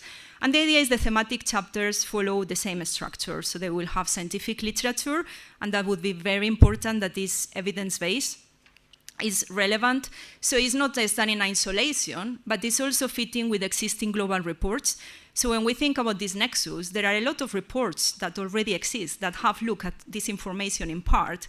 So the idea would be to avoid replicating and duplicating these efforts. And if parts of that has already been done in another study or report or thing, we don't need to spend any more money there. It would be easy just to utilize what has been done and embed it into those reports. And also to identify how it's relevant, so avoid duplication, basically. Very important to have case studies, if appropriate, to see how this works in practice. So this is not like a library report, but a report that very much identifies how these linkages work in practice and how we have examples across different countries, across different regions that actually show these links and show how they are important and how they work. And also undertake systematic analysis and system thinking. So it's getting away from this tunnel vision that I just look at welfare and I just look at environment, but we join together and we actually have a system approach because every single element is important. And of course, the environment is very important to ensure that there is grass, to ensure that the welfare of the animals works. So it's something very, very important to have this system thinking approach. These colorful boxes are the different chapters or themes of the report. So you see the executive summary, you see the introduction. We thought it was important to have a foundation concepts and definitions. So we have heard about One Health, we have heard about One Welfare, we have heard about animal welfare. So just to ensure that everybody is clear on what everything means and that we all agree that the meaning of these terms that are used, even the meaning of the term environment, could mean different things to different people. So to have like a baseline chapter that agrees all of this terminology to ensure there are no confusions or misinterpretations. The chapter on sustainable food systems, which covers both aquatic and terrestrial and diets, was the key one. So that would be a huge, challenging chapter to write, but very important one. And that would be the priority chapter as highlighted by the literature review that was taken at the time. Then there would be a chapter on ecosystems management, on earth resources and extractives, on knowledge management, education and research, which was flagged by several of the respondents as a key component to ensure that those linkages are happening in reality, and they are not just something that we put in a report and that's it. So education and knowledge management and research was something seen as important to underpin the whole Nexus report. Then global mandates, roles and responsibilities to identify how different global organizations would have governance over the different areas of the report. Economics and trade, we've already discussed economics this morning speaking about animal welfare. So again, there are linkages there, needs to give that recognition and also to see how this nexus works. And also some policies recommendations were seen as helpful, but that would be as an optional chapter because that was not part of the mandate that the resolution had. There is a proposal to use this systems approach. So this is an adaptation by a framework that has already used in the GEO report from UNEP. So this is a drivers, pressures, state, and impact framework. And the idea is that this framework considers the environment. It considers the 3 different dimensions of sustainable development, which are environment, social, and economic, and also animal welfare from the different animal types. And not just in a local dimension, but also in a global dimension. And it could be that those interactions are slightly different, depending if we look at the very local level or whether we look at the global scales. So that's something important as well to take into account and to have that vision that we are prioritizing local practices, but also within a context of a global world where other things are interconnected. And if we think of the climate doesn't apply to Kenya, it applies to the whole world. So there are very big dimensions there to take into account. And then there are some key findings that the scoping report includes. So one of them, as I've already mentioned, is that it identified a very limited set of publications, and these are scientific peer-reviewed publications documenting the interconnections between the 3 elements listed in this nexus, that's animal welfare, environment, and sustainable development. So the outcomes reveal that actually there may be literature out there that doesn't mention these 3 key elements, because if we look at the final bullet, the sustainable development includes an environmental component. So it could be that actually we just have papers on animal welfare and sustainable development, but that does actually include in the environment. It's just not mentioned, and that's why it was not coming in the literature review I did. So that's something important for the future work when the chapters are done, if they are done, that there is also literature review on the bilateral connections between those 3 elements, because then more literature may come, and we know there were some papers submitted during the call for information that were not picked up by that literature review, and that was one of the reasons identified. So it's very important to ensure there are bilateral searches as well, and that we don't disregard literature and evidence that has been produced, for example, taking into account sustainable development and animal welfare, but not mentioning specifically the environment. So that's important as well. And also very important, as I already mentioned as well, to include practical examples in the Nexus report. The call for information was asking for them, some were submitted, and there are some excellent practical examples there. So that's something that is an aspiration to ensure that they are presented alongside scientific peer-reviewed evidence. And there are 2 reasons for that. One of them, because it is important to see how things work in practice, but also because not every time we have scientific papers producing best practices, right? So the 2 of them have to go together. And it is important, if you are interested in this area, to start identifying these practices within your different countries and to start thinking, actually, this is really working well. We see the nexus here, we see these interconnections, and why not we have this university, they can do a study here, and start producing this evidence base as well, which is also important. So it can be shared, it can be published, and others can read about it and learn about it. So that's something very important as well. So yeah, so I think this is just a suggestion for you all that if you are interested, also helping to produce and disseminate this evidence is as important. Then there is a proposal to have the Nexus report in discrete themes. And the reason for this was that if there is no actual full budget to fund it, and there are priority areas like food systems, for example, then there could be just the chapter on food systems develop, and then it could be built up by blocks. So if there is a real willingness by founding countries to take this report forward, that option is there as well to start building it by blocks in chapters rather than tackle the whole report in once, which might be a very, very big project. And then it introduces the framework we've seen already, and suggests the priority areas, which I mentioned, food systems is one of the top ones. There is some relevance to UNEP that is identified in the report as well. So yeah, so basically we know that the health and welfare of animals and sustainable development and environment are connected to human health and well-being, and also they can contribute to addressing environmental challenges. We have the Global Sustainable Development Report, and there we see that animal welfare is an issue to be addressed by the UN systems, and we read the strong governance should safeguard the well-being of both wildlife and domesticated animals with rules on animal welfare embedded in transnational trade. But when we look at the Sustainable Development Goals, referred by Leo earlier, Leopoldo, they do not make direct mention of animal welfare, which is quite interesting, because once you start to recognize these links, animal welfare is very much embedded there, it's just not spelled out. So it's something that we need to understand as a animal welfare focal points, that just because the words animal welfare are not written down, it doesn't mean that animal welfare is not connected to that part of work. So that's something that I'm sure once you see it once, you will see it everywhere. That happens to me constantly. So it's something that we need to start to learn as animal welfare focal points to champion as well, and to say, yes, animal welfare is not written here, but actually it is very important, because then if this happens, then this happens, and explain the reasoning. So that's something that is quite relevant there too.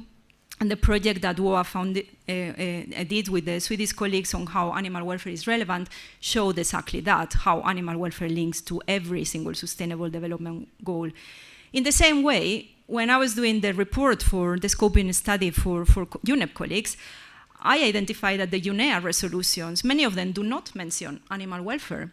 The welfare of animals is intrinsically linked into those resolutions, and this is part of the text of the scoping report that has been published, that all UNEA resolutions are linked to the environment, to sustainable development, and some of them may have linkages to animal welfare. So if we think of all the ones related to wildlife, for example, wildlife are many sentient animals there, the way they are caught, the way they are trapped, the way they are transported. When we talk about illegal wildlife trade, there is an intrinsic animal welfare component there. It's just not mentioned. So it just flags up that this nexus is already present there. So it's not new work, it's something that is coming together and maybe is getting visibility in this way. So it's also important to consider synergies rather than seeing this as something that stands alone. It's something synergic to multilateral agreements and to resolutions that already exist.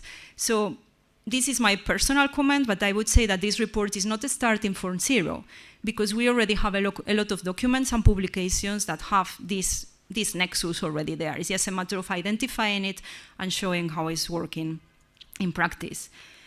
The recommendations was to do literature reviews per theme area, to have a core team of at least 8 lead authors, 1 per chapter, to continue this collaboration mandated by the UNEA resolution with FAO, WOAH, WHO, and of course UNEP as the lead global organization here. And then to have a steering group which has oversight of the report development, as we did with this scoping report, and that was very helpful. And you see there are the pictures, and you might recognize some faces in that steering group through the scoping study.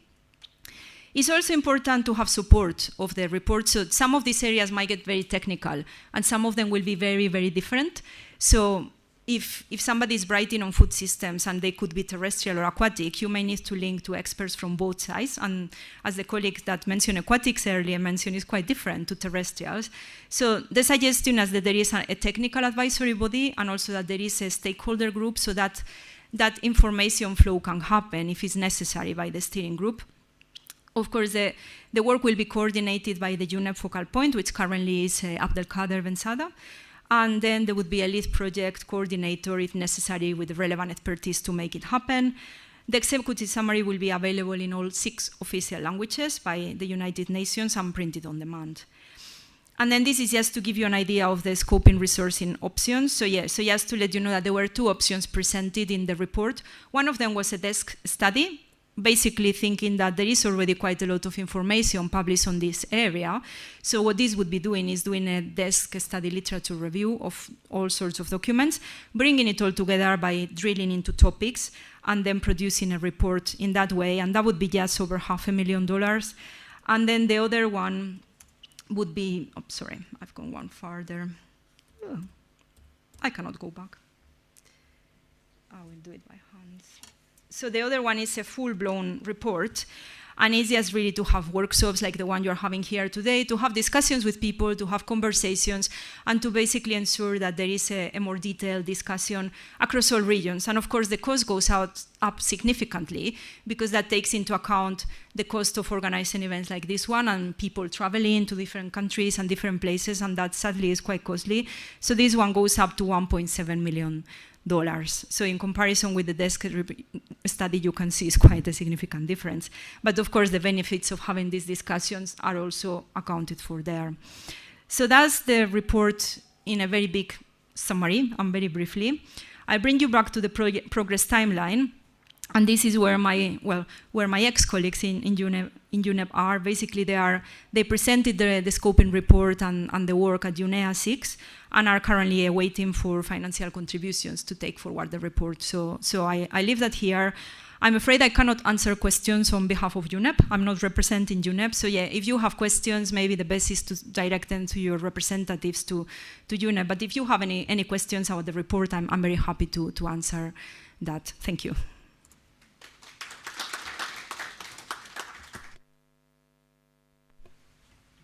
Questions or comments? Okay. I think there is one from Ethiopia. Do you have a microphone? Thank you. It's very nice, informative presentation. I'm very happy with the presentation and the way you present. So having said this, I'm just curious that regarding the economic aspect, like we are talking about the welfare of animal. So the welfare, if we keep the welfare of animal, we keep also the environment, the environment and the human health. So if we are more focusing on the welfare aspect, we are, as you mentioned, we are talking about the productivity and production, which increase due to the welfare we kept on the animal. So what about the buyers? Do you have some implication on the value and price of the product? Because we are talking much more about the productivity, but I think on the product it has also some implications, even much more. Because if we take, like, for example, to move an animal, live animal from Brazil to Europe, you need to have its welfare should be kept, which means we'll put some points which can get resting stations, for example, I'm just saying. So this has an implication on the value of the product or the animal. So the buyer will get inflated price for that. So do we see that also in that aspect from the economic aspect of the globe? Thank you. Okay, thank you. Yeah, of course, economics affects the full chain, right? And that links through the food systems chapter. So yeah, so it would apply to everything, I guess they say from farm to fork in many places. So it would apply to the whole production chain. And it's really trying to see how those three elements, the welfare of animal welfare, environment and sustainable development, interplay at different levels. So you have the production chain in one side, but then you might have environmental impacts that are not built into that production chain that also have an impact by that very production. So it's how all those three elements interplay. And I would not really want to infer how the chapter is going to develop, because I would leave that to the lead authors and the experts that will take that forward. But the aspiration is to have that systematic study of the three different areas, the interconnections and interrelationships, and then what impacts there are. So the forum that Leopoldo mentioned from WOAH on animal welfare and economics is a very good input to this chapter, because they already identified not just the direct as how much the product cost impacts on economics and welfare, but also the indirect impacts, which could be that animals are producing more but for less time. So if you look at it over longer term, the economics might be different and the profit margins might be different. So that's something that we are very used to see in animal welfare, is 1 + 1 is 2, but is it? So if you look at 1 + 1 in different ways, it may be sometimes 3, sometimes 5, sometimes -2. So I think that's what this study really would be looking at, looking a bit farther than just this tunnel vision of 1 + 1 is 2, but looking at everything else that is around that maybe is not costed here, but somebody else is picking up that cost and nobody is really noticing, and it's how that interplays.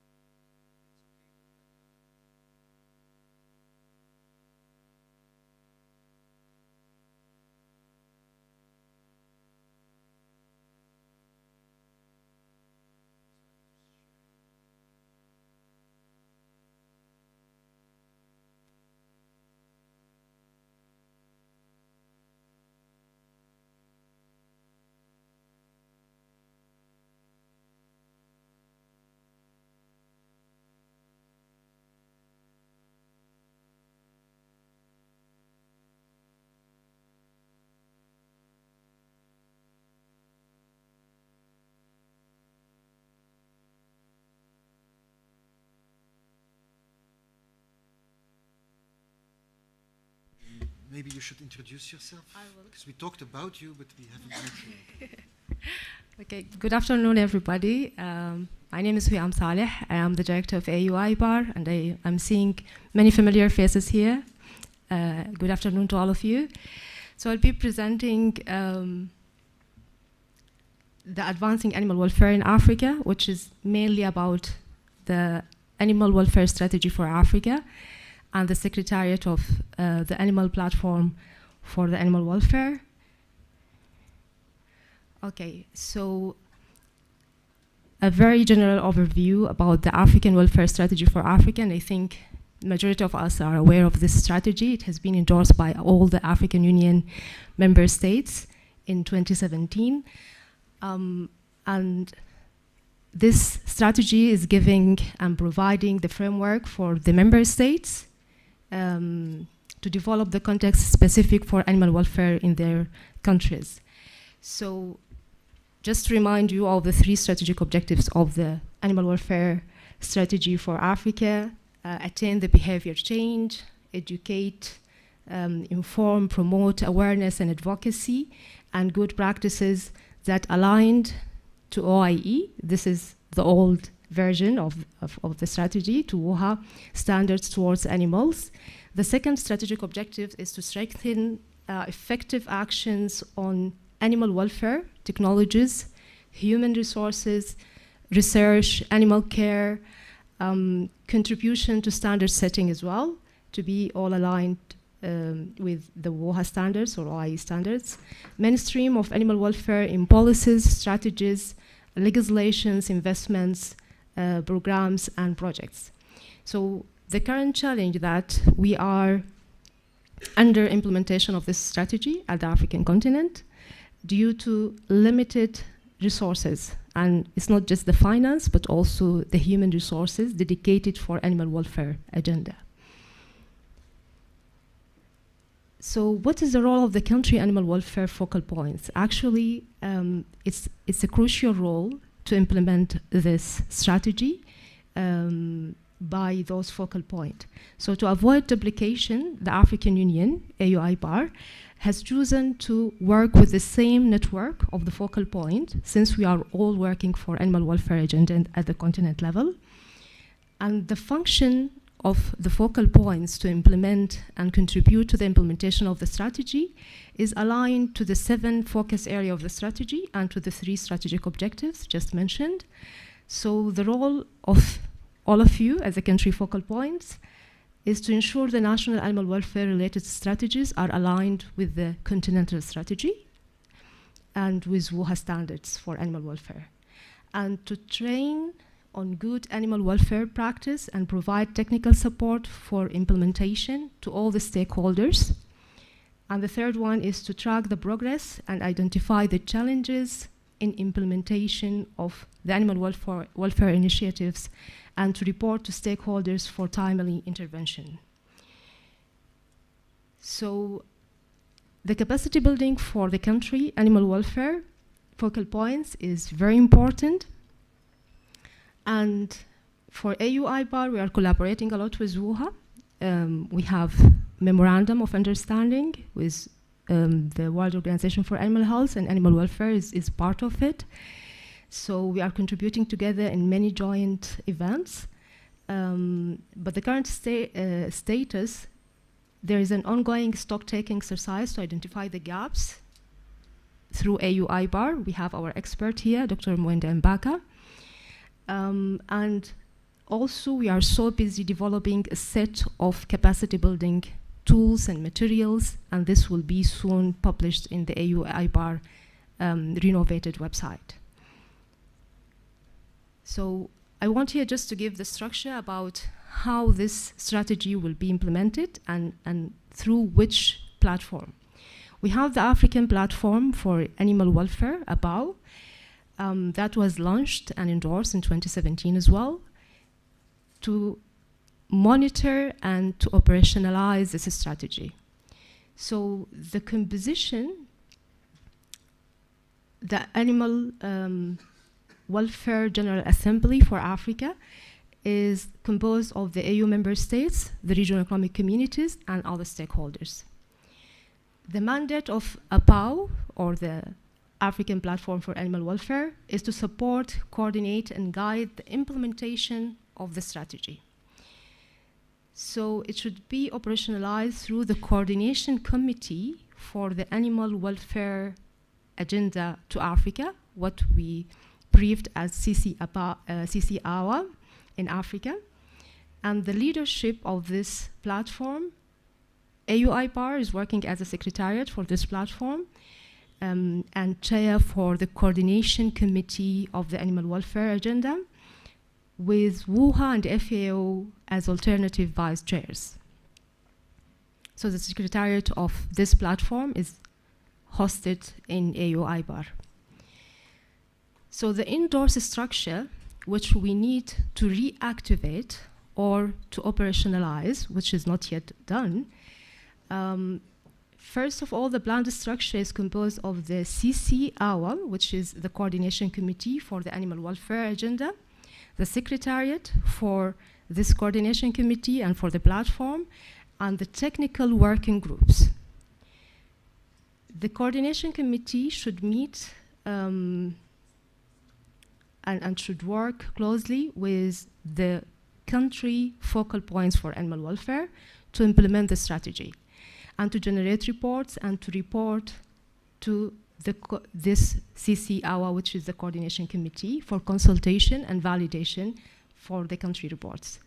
And then it should meet at least twice a year to monitor the strategy implementation. There is also a planned annual reporting, which hasn't been done, that the Coordination Committee to report to the Platform General Assembly at least once in a year, and the meeting for the technical feedback, consultation, and validation. AUIPAR should play a central role as a secretariat for both the platform and the Coordination Committee. There should be also a biennial report, and this by the General Assembly for the platform, to report to the African Union heads of states every 2 years, to present the recommendation, the requests, and the gaps from the platform, and the decisions on the common position for Africa are made in that African Union Summit. So what are the challenges we face?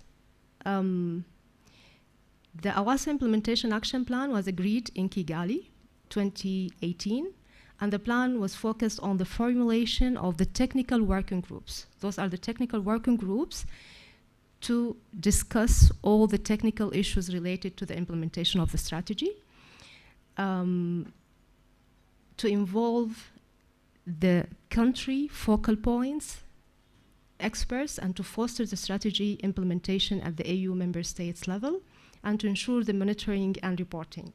So the challenges that we are facing, as I said, is human resources dedicated for animal welfare, even at the AUIPAR level, not only at the REX or the countries level, financial, geopolitical, the pandemic. So the first meeting was held in Kigali 2018 in person, and since that time we haven't made any reported progress. The last meeting we had it online last year in August 2023, and now we are putting the roadmap and the plans to revitalization of the platform, and to make sure that the technical working group will be established, and then the country focal points will play a crucial role in reporting and progressing reporting of the implementation of the strategy at the country level that will be compiled for the General Assembly at annual basis. So I will speak also about the donkey welfare initiatives. All of you have heard about the donkey slaughters in some African countries for the skin trade.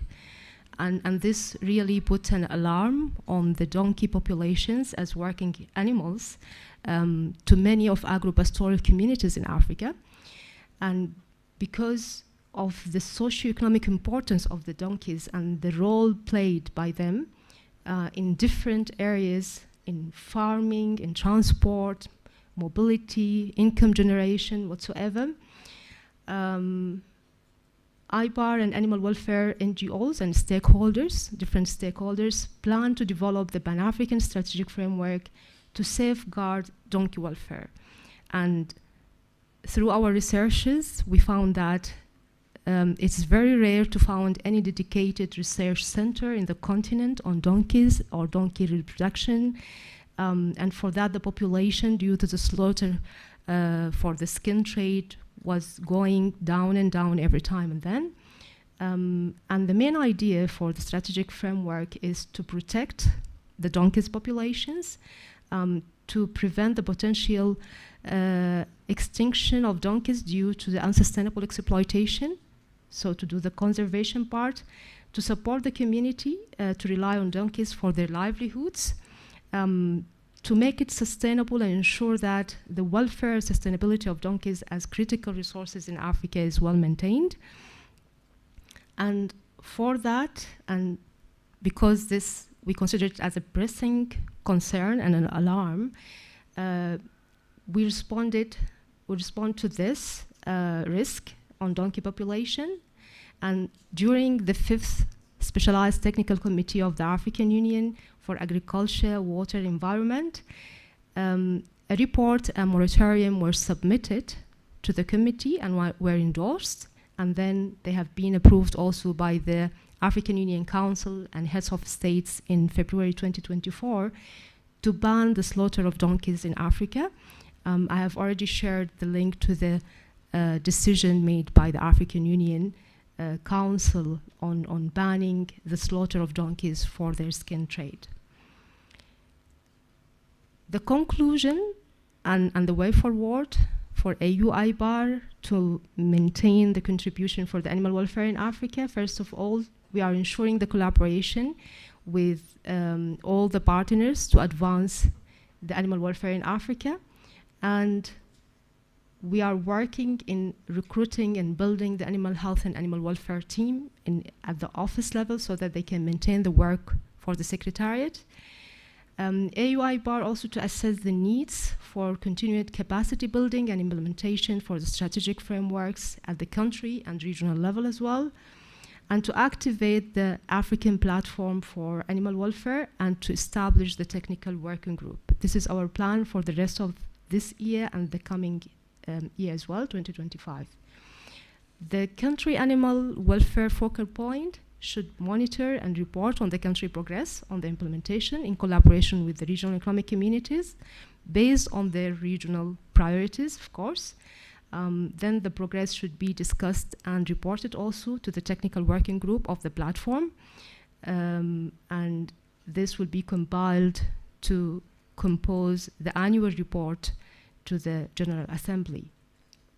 AUI bar also needs to ensure the development and validation of the donkey preservation strategy, and this is what we are trying to do through the upcoming quarter of this year and next year. So by this, I reach the end of my presentation. Thank you for your attention.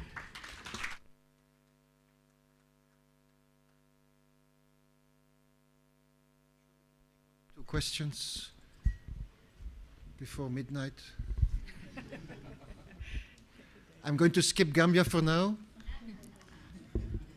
Agol, South Sudan, please. Do you have a microphone?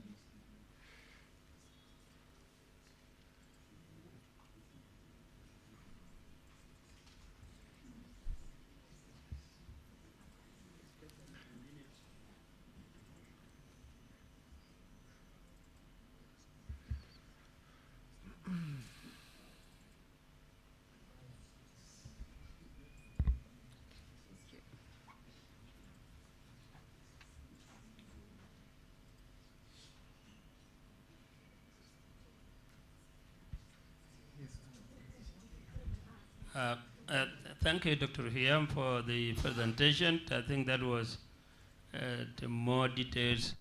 But my question or comment is, our challenges or your challenges in the AUI bar actually do not include human resource, because once you have is one challenge in financial resource. Once you have financial resource, then you will have human resource. in Africa. So our main challenge is actually financial resource in Africa. And then coming to, as a member state of AU, African Union, our concern, or my concern, is to look at the detailed capacity building. What type of capacity building are you planning to give us as member states? You know, is it technical? Is it institutional? You know, all of them are not there. So what type of capacity building are you planning for us? Thank you. Yeah, thank you so much. I'm so happy that I have Dr. Mbaka with me here in the room, so that he will be elaborating more on the sort of the training and capacity building that we are planning to provide to the member states. But the main issue is the technical capacity building. This is the main issue. And Dr. Mbaka is working on a set of tools to do that, but he can give a complementary reply to this question in details. For the institutional capacity, I think this mainly aligned with the strategy itself, aligned with the country level adoption for this strategy, and aligning this strategy in your institutions to implement the animal welfare. And we'll be happy to support on that as well. But as you said, this will need resources to be allocated for that. But let us first confirm that we have the structure, that the platform for the animal welfare is operationalized, and then the country focal points are able to have this reporting through these networks, and through this network and through this reporting, regular reporting, we'll be able to address all the gaps in the animal welfare issues. But I'm so happy to give the floor to Dr. Mbaka to speak more about the training he is designing right now. Thank you very much, Director, for this opportunity. And thank you very much, South Sudan, Dr. Gold, for the question. As we discussed this morning, as the Director has mentioned, the ongoing survey we are doing is showing that we are lacking capacity technical capacity among the focal animal welfare, the country animal welfare focal persons to do the most important thing, which is collect data on the progress in terms of successes and the barriers to the implementation of the animal welfare strategy for Africa.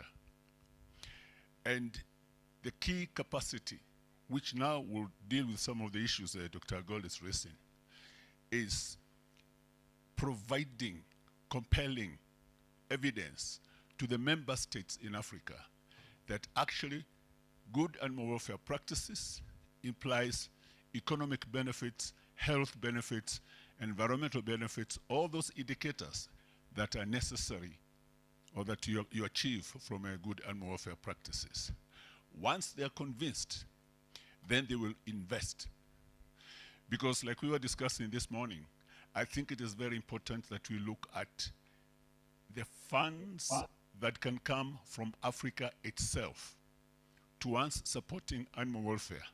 And not animal welfare in terms of animal rights. It's animal welfare in terms of the well-being of the animals to enable them to perform the way they should in order that they can continue giving us benefits. And the training we are talking about, the training, to come more directly to the question, the training modules we are developing are basically to build your capacity. One, to collect data. Number two, to be able to communicate the benefits of animal welfare from a scientific perspective that shows people that the welfare we are talking about, the practices we are talking about, are actually beneficial to Africa. But otherwise, for the interest of time, I know that Dr. Bastisen is pressed for time. We can engage further on this. Are you okay, Bess? Thank you. Okay, I think I had an issue to be addressed. Yeah. One is the issue of the strategies that we are developing both globally and regionally. I think it's good practice when we are developing strategies that we also put the financial aspect of implementation of these strategies. Because if you look at most of the strategies that are developed globally and regionally, you find they leave that part of resource mobilization and the amount, whatever the funds that are required to deliver the strategy. Even the achievements, because I would have expected when we are here, we are told the global animal welfare strategy, this is what we had planned to do, this is what we have achieved by now. So that now we see, are we succeeding or are we still where we were when the strategy was being developed? Even the Africa strategy, we need to know where were we, where are we now, what have we achieved, what are the lessons learned, what can we build on? That is one. The other one is the issue of the, I know it was championed by the CVO Kenya, the issue of the donkey skin trade. You have told us that it was endorsed, the recommendation. The question I ask myself, a recommendation, is it the same as a declaration? Especially when it comes to issues of the legal aspect. Because somebody interpreting the word recommendation and a declaration, you see we have very unscrupulous traders.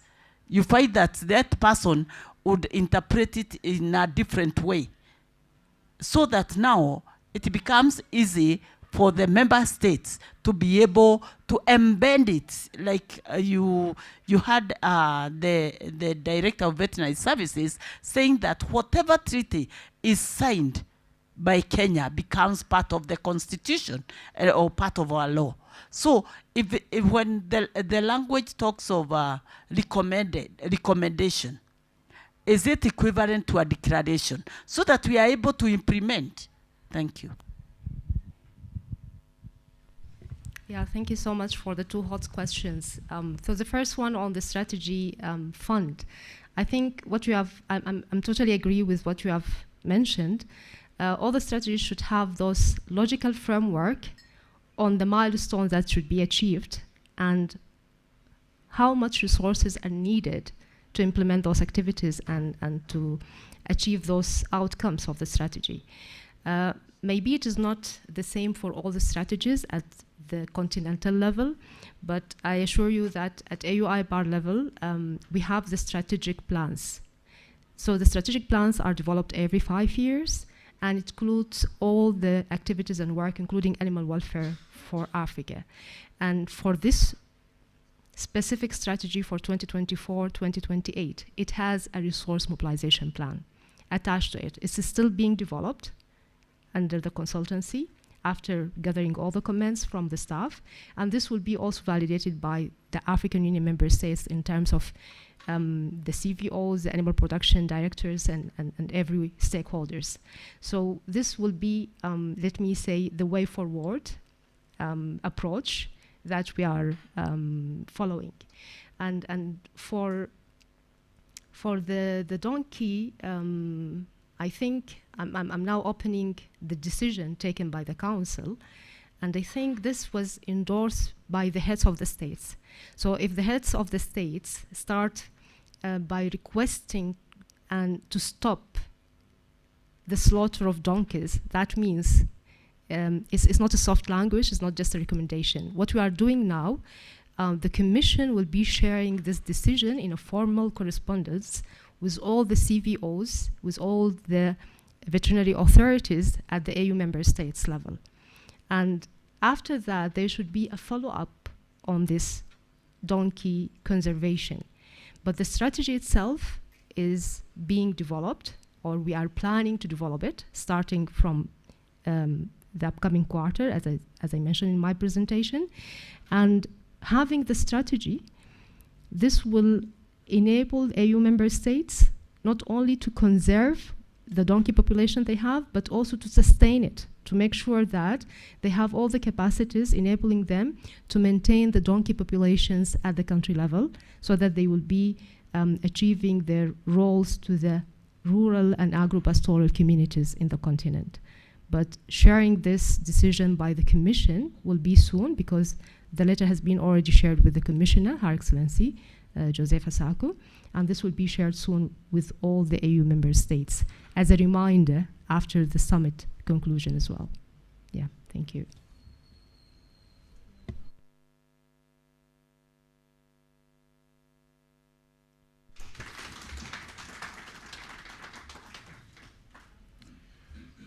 Okay, so now, Daniela, would you allow me to have Quincy go first, because he's online, and I don't want, he probably got up at 5 o'clock in the morning to be on time. So Quincy, I hope you can hear us now. You had some problems connecting. I can. How do I do this? Can we put them on the screen?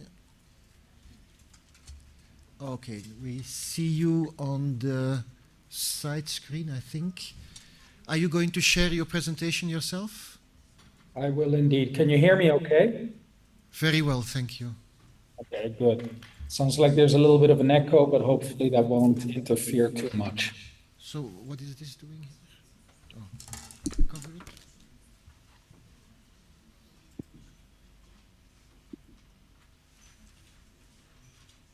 Just give me 1 second. It looks like I need to quit Zoom and reopen in order to be able to share. So I'll be right back. 1 second.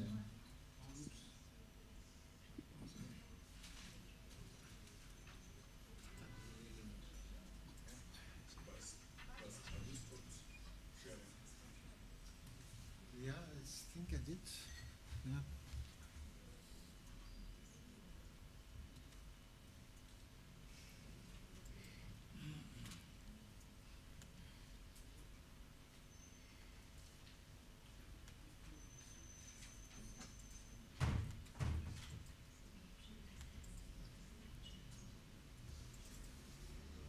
Is he back on? Is he back online?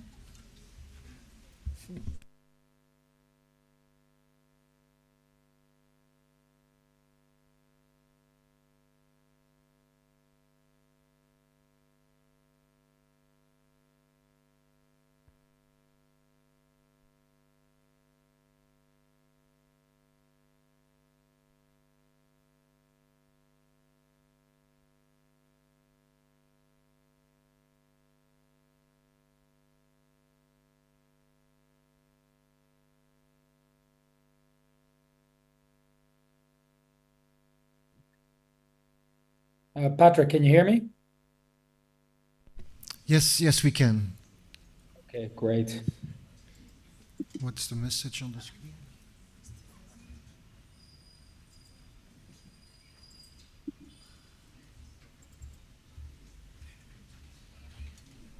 And can you see my presentation? Yes, we can. Okay. I think you're good to go.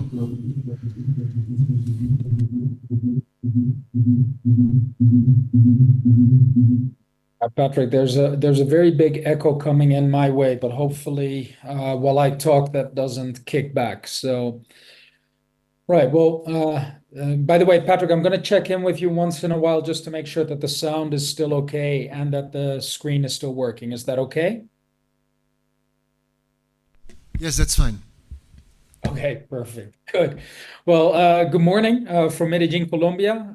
Good afternoon to all of you. I do apologize for not being with you in Kenya this week. Unfortunately, my travel schedule this month is a little bit extreme, and we weren't able to coordinate in such a way that I could be with you. So I do apologize, but I'm very happy to be with you remotely. To talk a little bit about two key challenges or things that we have been working on with SAFE over the last 10 years or so when it comes to animal welfare. One of them is an ISO standard called ISO TC 34700. And the other one is some research that we did recently regarding food labeling and particularly labeling related to animal welfare. SAFE is an organization that works on advancing the global supply and trade of safe food around the world. We are a membership organization. We were set up as a public-private partnership together with OIE at the time, with WOAH, as a result of the avian influenza crisis in 2003. Working closely with WOAH on a number of different issues. Our members, who represent some of the largest food producers from around the world, all the way from farm with companies like Cargill, to fork with companies like McDonald's. We really work as a public-private partnership, collaboratively with our intergovernmental partners, academic partners, and industry partners to strengthen the safe supply and trade of food around the world. Everything that we do as an organization, we do to help strengthen not only the food supply chain, but everything that we also develop, we give away for free, as we are a true nonprofit.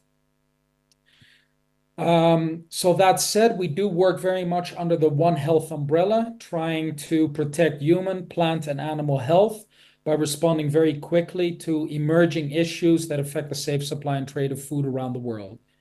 We do that collaboratively. We've tried to remain small as an organization to ensure that we can be agile and effective, and we do all of our work together with our partners on a global scale. When it comes to animal welfare, this is a key area that SSAFE has been working on for closer part of about 15 years. We really have 4 goals that we foresee within animal welfare, and that has really been the objective of all the work that we have done in animal welfare to date. One is that standards through which we try to improve and strengthen animal welfare around the world are developed through scientific research, and that those standards are also outcomes-based, that the standards support and provide support for international trade, and that they provide true animal welfare for food-producing animals. So all the work that we do in animal welfare is very much focused around these 4 core principles. If we go back about 15 years, one of the challenges that we saw was that a lot of new programs, schemes, certification, areas were emerging, and yet not all of them, and in some cases quite few of them, were actually built on and based on the animal welfare principles set out in the WOAH standards. The way that we as SSAFE look at the world is that standardization really starts with Codex Alimentarius when it comes to food safety, and animal welfare starting with the WOAH standards. So if standards and programs aren't developed based on the WOAH principles set out in the WOAH standards in the THC, we believe that there are some significant challenges then in actually implementing those particular standards and ultimately leading to trade in animal-based foods. To that end, we had extensive discussions with WOAH at the time, and we were very encouraged by WOAH to work with ISO, the International Standards Organization based out of Switzerland, to try to develop a global standard that made it very practical for farmers and animal-based farmers to implement good animal welfare practices that are based on the WOAH standards.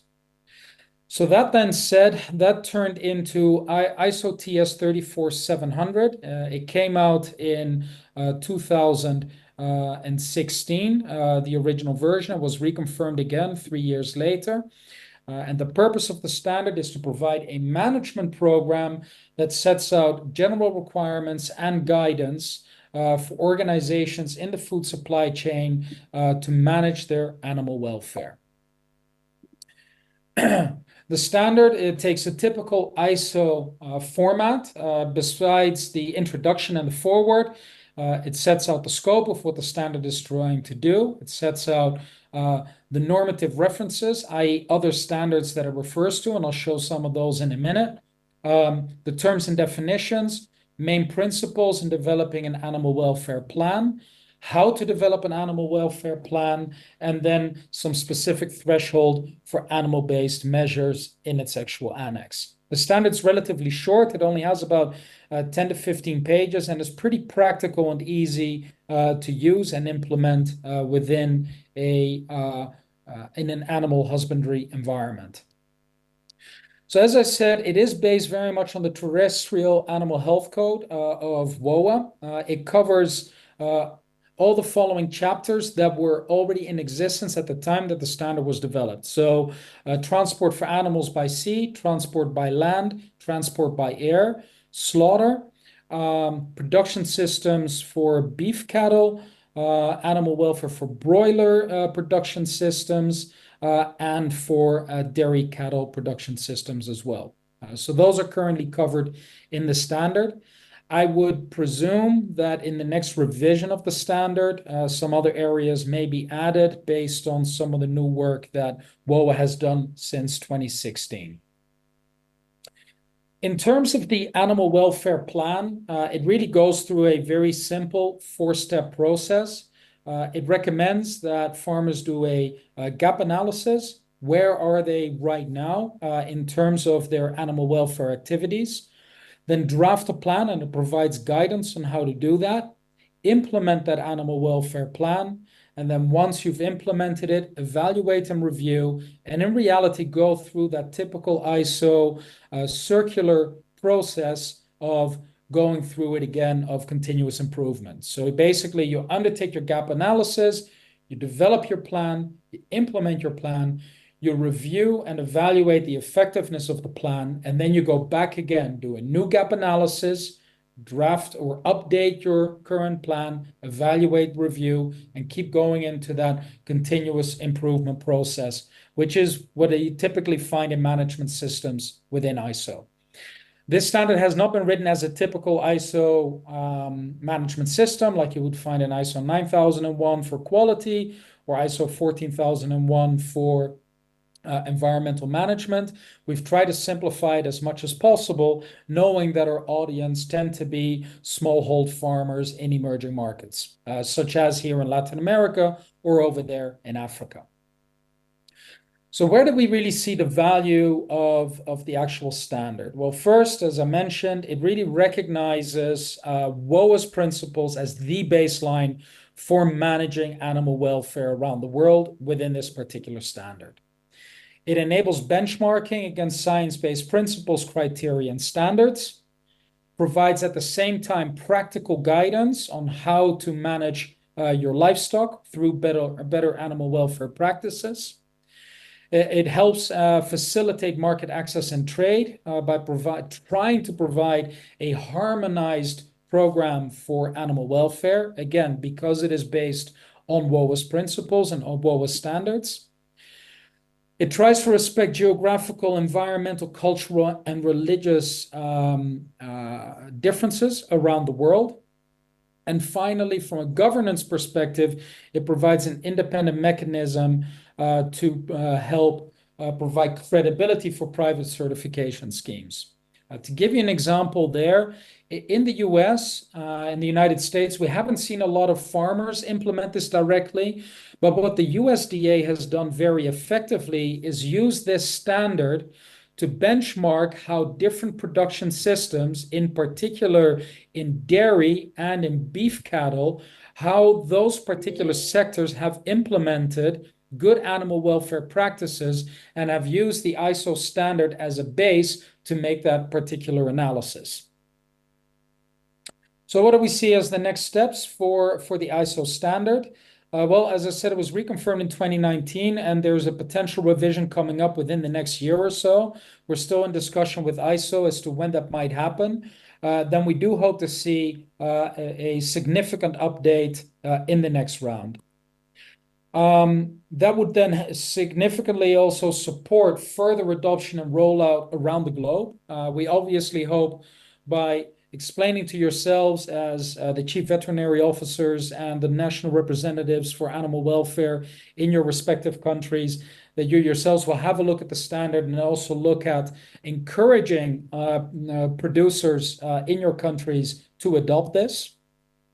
We do see some potential areas for improvement. In particular, we'd like to see some more practical implementation guidance for farmers.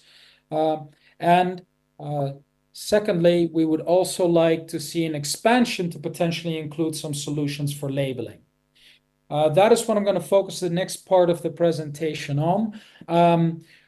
We do recognize, obviously, that that within the purview of WOAH, there is no work being done on labeling. We know and understand that and recognize that. There are some challenges, as I will show shortly, when it comes to labeling, which directly impact producers as well. We have encouraged, however, both ISO and Codex to consider including labeling of animal welfare requirements into some of their future work. Where that may end up, we just don't know. We expect that to take time, years rather than months, but it is a key area that we are looking at. So why have we looked at animal welfare? Well, because we do see a particular challenge not only for producers, but also for the trade of animal-based products, manufacturers, and consumers. When we started our labeling study, we found 189 different voluntary labels around the world, 6 mandatory labels. These are basically steeped in regulation. One good example is here in Colombia. There is an excellent, very deep, a very strong animal welfare regulatory framework that also comes with a label. So that would be one example. And there were also 2 retailer labels that we identified specifically on animal welfare. And another element as well is that some of the labels are species specific, so dairy cows, broilers, laying hens, etc., while other programs cover multiple species. As you can see, that is quite a lot. This isn't exhaustive. We do believe that we caught most of them within the purview of our study, but that alone, close to 200 labels, is already quite significant.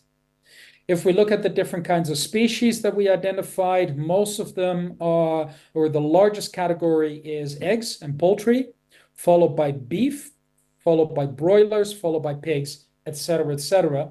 But there you can see the number of different labels covering different kinds of species, at least that we have been able to identify on a global scale. If we then divide that in different regions, the largest number of different program schemes and labels are in Europe, followed by North America, Latin America.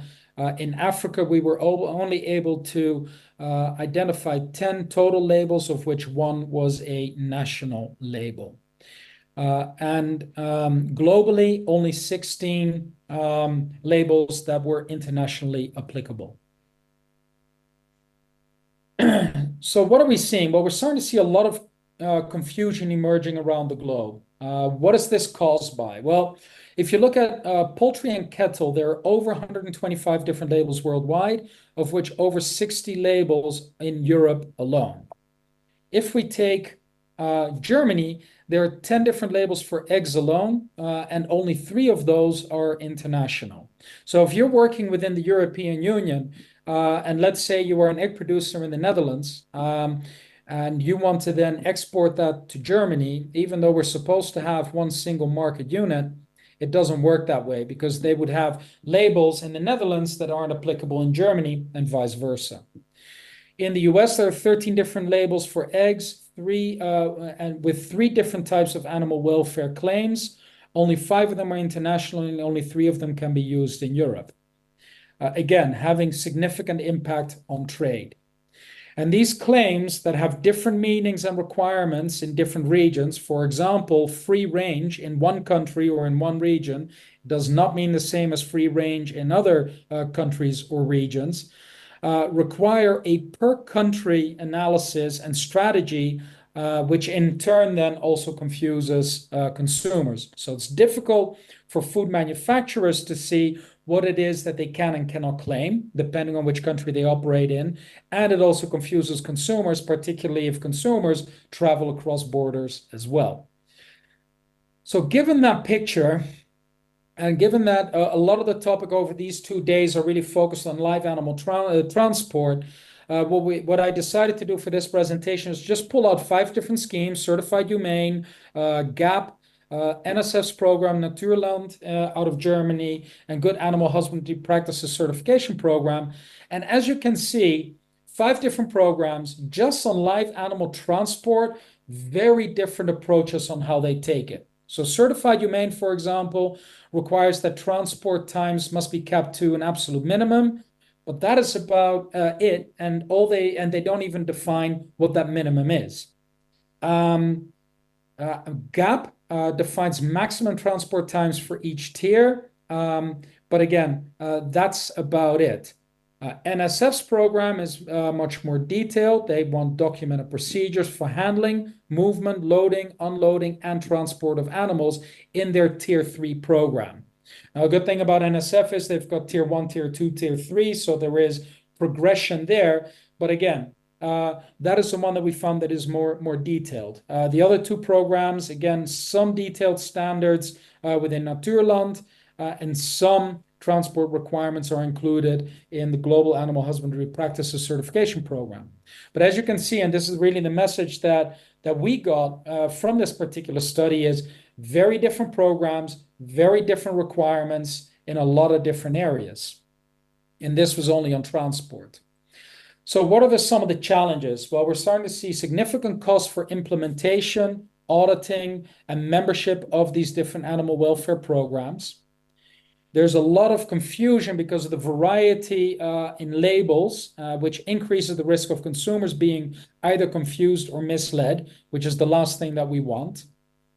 It provides for distorted competition because producers applying higher standards with what is supposed to be a higher label, let's say a gold standard, are at a disadvantage to those producing at a, let's say, a silver or a bronze level. And then the question becomes, well, why are we paying extra? Why are we including more stringent, more difficult, and more costly requirements on animal welfare when consumers cannot even recognize the additional work that we do? We as SAFE believe we should always strive to achieve the highest levels and best quality of animal welfare practices around the world. Nonetheless, it is very difficult to do so when economic parameters get included into this particular space as well. There's also a lot of complexity around different labels. 40% of the labels that we identified also address other dimensions. For example, environmental impact or food safety.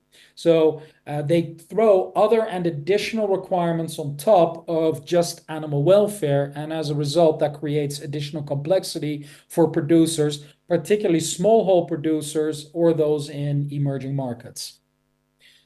We also identified a lack of standards, particularly in terms of commonality in definitions, as well as in how auditing processes are adhered to in order to lead to ultimate claims. And within claims themselves, we're seeing a lot of confusion caused by a lack of clarity between what scientific claims are and what marketing claims are when it comes to the relation of animal welfare. So what is our conclusion on the labeling side? Well, first, we believe that there's a need for ensuring that all animal welfare programs and labels based on those particular programs should take care of the entire life cycle of the animal, from breeding to farming to transport to slaughter. That the indicators should be science-based, covering both inputs and outcomes and solid management practices. That the engagement for the development of these animal welfare labels and the programs upon which they are based do include all relevant stakeholders to ensure that the governance of these animal welfare programs and labels are fair, don't have any conflict of interest, and have the right level of expertise involved in their actual development. We do believe that there's probably value in having a tiered approach in order to ensure that there's continuous improvement over time and clear choice for consumers as well. But that within those, that there needs to be clarity between what the differences are amongst the different tiers. And then finally, enable labels to be accessible across borders in order to make this a very global approach. So if you're a producer in Africa, and you're adhering to a good animal welfare program that is based on WOAH standards, that those can be exported to other regions such as Europe, North America, and other regions of the world.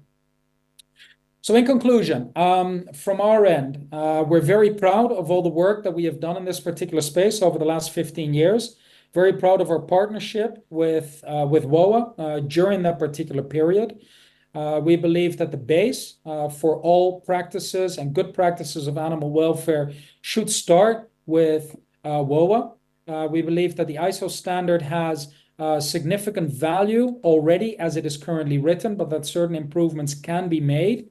And what we hope is that in the next revision of the ISO standard, we can make it more practical for farmers to be able to implement good animal welfare practices within their production systems and ultimately create a trading mechanism by which animal-based products can be traded easily with recognized good animal welfare labels based on their excellent practices. I will leave it at that, Patrick. I hope that the sound came through well, that the slides worked well, and I'm happy to take any questions at this point, or just hang out and wait for the next round of questions after the next presentation. Thank you. I hope you can hear the applause. It was crystal clear, very well presented. Thank you very much.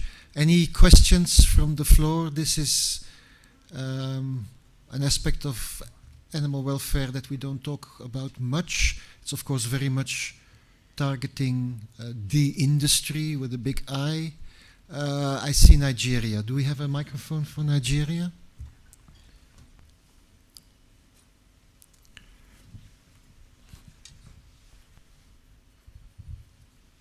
Well, I have been hearing about the issue of ISO SPS. I'm privileged to work in the certification unit for 10 years, certifying animal and animal products for trade. And I've attended some World Trade Organization meetings concerning this. Actually, I've never heard anything about animal welfare. But now today, I've been hearing things about it. And all my questions that I had wanted to ask when I rose hand 2 times, I was declined, is pertaining this matter. Animal welfare has become critical now, that every country needs to start working on it. Well, in Nigeria, it is not better than other developing countries, I know. We are growing very slowly. But with these presentations today, I think, when is the Animal Welfare Act will be captured in the SPS? Thank you. So that's a great question, and it's a risk that definitely within the SAFE membership we have identified. That is also why we're having dialogue with the WTO, World Trade Organization, continue to have dialogue with WOAH, Leopoldo, and the team over in Paris, because we do not want to see animal welfare becoming a trade issue or even worse, a barrier to trade. We believe that the base of good animal welfare practices should be there. Why? Because those farmers who produce animals that are healthy, taken care of well in a good welfare system are going to be better and producing more. As a result of that, we want to make sure that the ISO standards that are based on the WOAH standards are practical to implement, have the right scientific base, which they should, given the fact that they're based on WOAH, and can then ultimately eliminate any potential issues within SPS going forward. So that dialogue then between WOAH, the WTO, Codex Alimentarius when it comes to the labeling side of it, and industry, both large, represented here through SAFE, as well as small, is absolutely fundamental, because otherwise we end up in a very, very dangerous situation where animal welfare becomes a technical barrier to trade. And that is the last thing that we want to see. We want to see animals taken care of well, but at the same time, we don't want this to become a barrier to trade.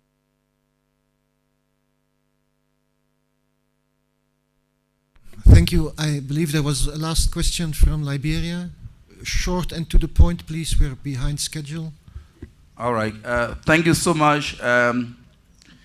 With the goal you presented, I want to understand two of the goals that you have presented. One has to do with the standard through developing scientific research. And the second one has to do with the welfare for food-producing animal. Between the two, I really want to understand when you're talking about the standard through scientific research, and the other one has to do with the true welfare for processing the food animals. The 2 points, I kind of I want to understand what you're really talking about. Thank you. Okay. So when it comes to the scientific research in terms of animal welfare, the way that we look at it is it really starts with the scientific research that then feeds into the development of the standards at WOAH.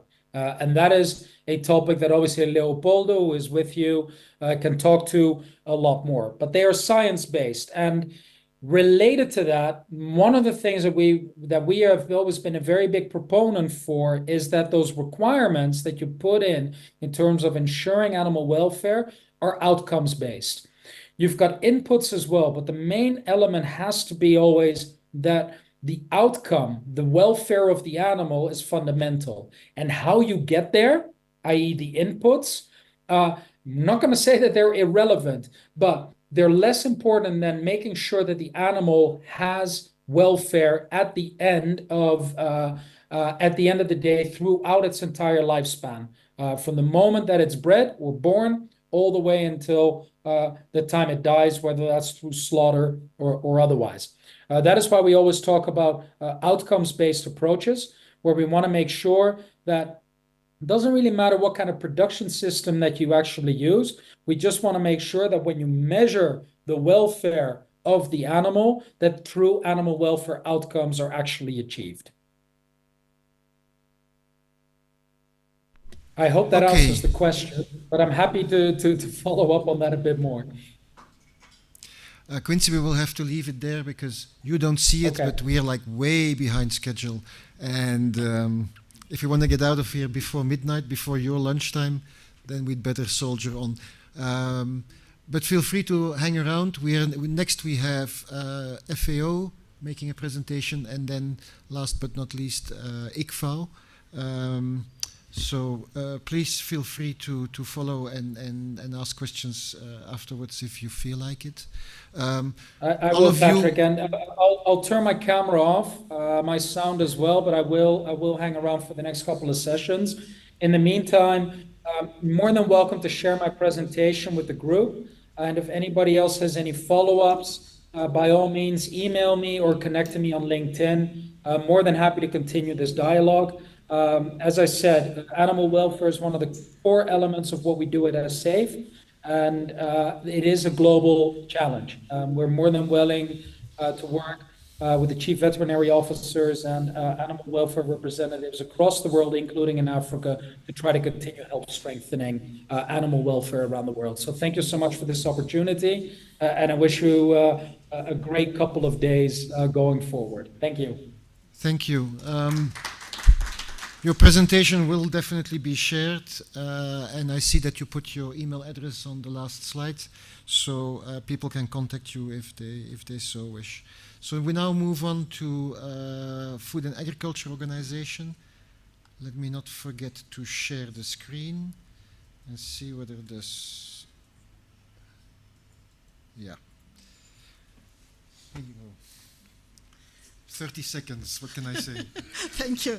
No, thank you. And what I was thinking, actually, I will try to skip fast through certain slides And since the presentation is going to be shared, I think there is information there, might be useful, and otherwise there is also my email address in the last slide, so you can always get to me. That said, good afternoon to everybody, and thanks to the organizer for the invitation. And I would like also to start with a couple of questions. Who is aware about any project of FAO in your country addressing livestock? So either animal health, emergencies, animal production, anything going on in your countries? So I think it's almost all your countries. And the second question is, who is aware about specific projects addressing animal welfare in your country? Exactly, and that's very meaningful, and that's what I'm going to address in the course of the presentation, and why it's not there, and what should we do to have more activities addressing animal welfare. That was my feeling, but I wanted to have your feedback on that. That said, I am thankful to Rebecca, who was showing all the different links, all the different implications between animal welfare and all the different aspects of the sustainable livestock production. And I will go a little bit further. Where is the link to the, okay, here. Okay.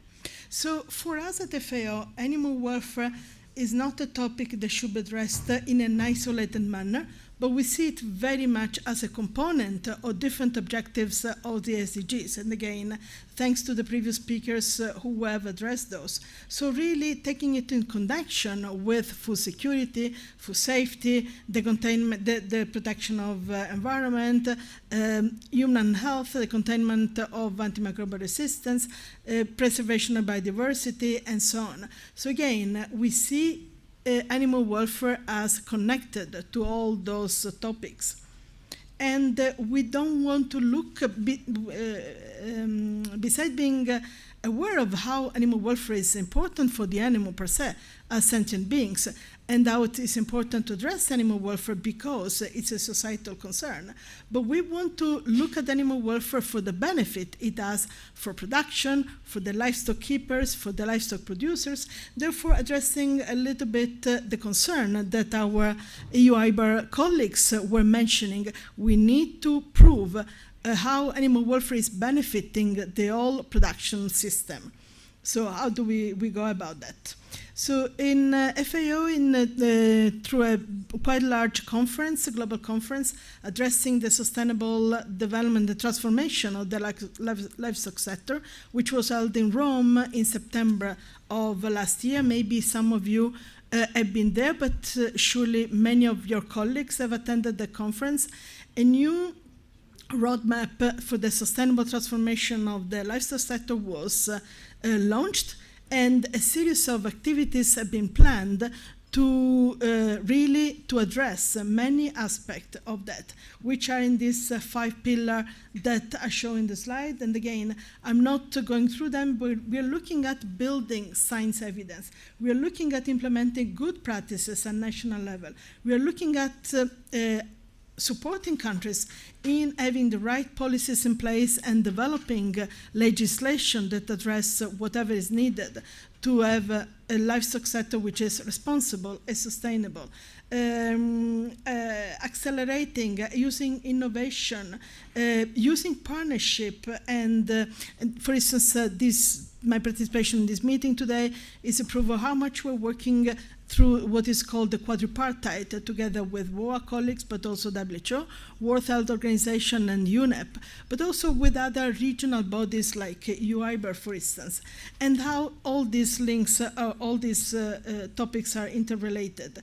As I was saying, we have also looking at 5 different sectors: the large ruminants, the small ruminants, poultry and pigs, the small scale and emergency issues, and all the different aspects that have on which livestock production has an impact, public health, food safety, and so on.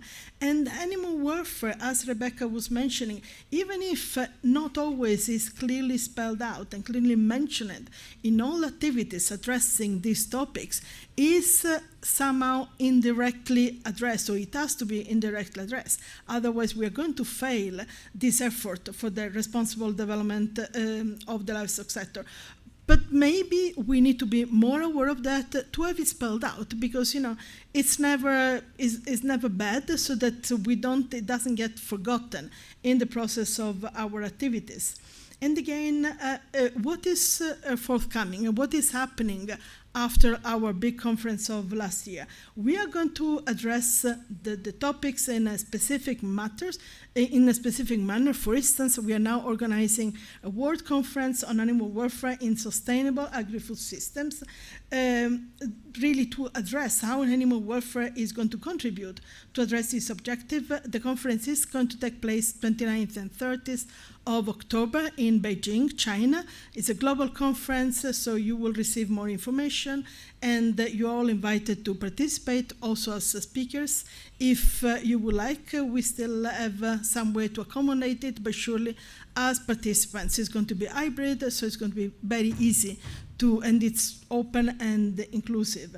We are going to decline the topics and the discussion we have at the global level last year in Rome at regional level. So this year we are planning to have 2 regional events, one in Uruguay and one in Thailand. Again, to look at the specific regional needs and to see what needs to be done. And in 2025, we are going to have again a global conference taking place in Rome, most likely in September, so keep tuned. And I hope that after that, we will have something specific for the regional conference. So be prepared, be vocal, contact us to show the interest in having something for the region. In the meantime, we are also developing sharing a hub which will share good practices. Again, what was mentioned by UIBAR, we need to have evidence of what we say is not only scientific sound, but that it can happen in practice, and we need to measure, we need to share those good practices. So the hub that FAO is building is going to address exactly that need. And we're also developing a global plan of action on sustainable livestock transformation. So as I said, animal welfare needs to be present in all these activities because it's a major component, and we cannot do without if we want to address our responsible objective. Why we need animal welfare to be there? Because animal welfare is of a major importance to increase the production performances, so in turn contributing to food security and economic sustainability of the sector. It is of a vital importance to address human and animal health.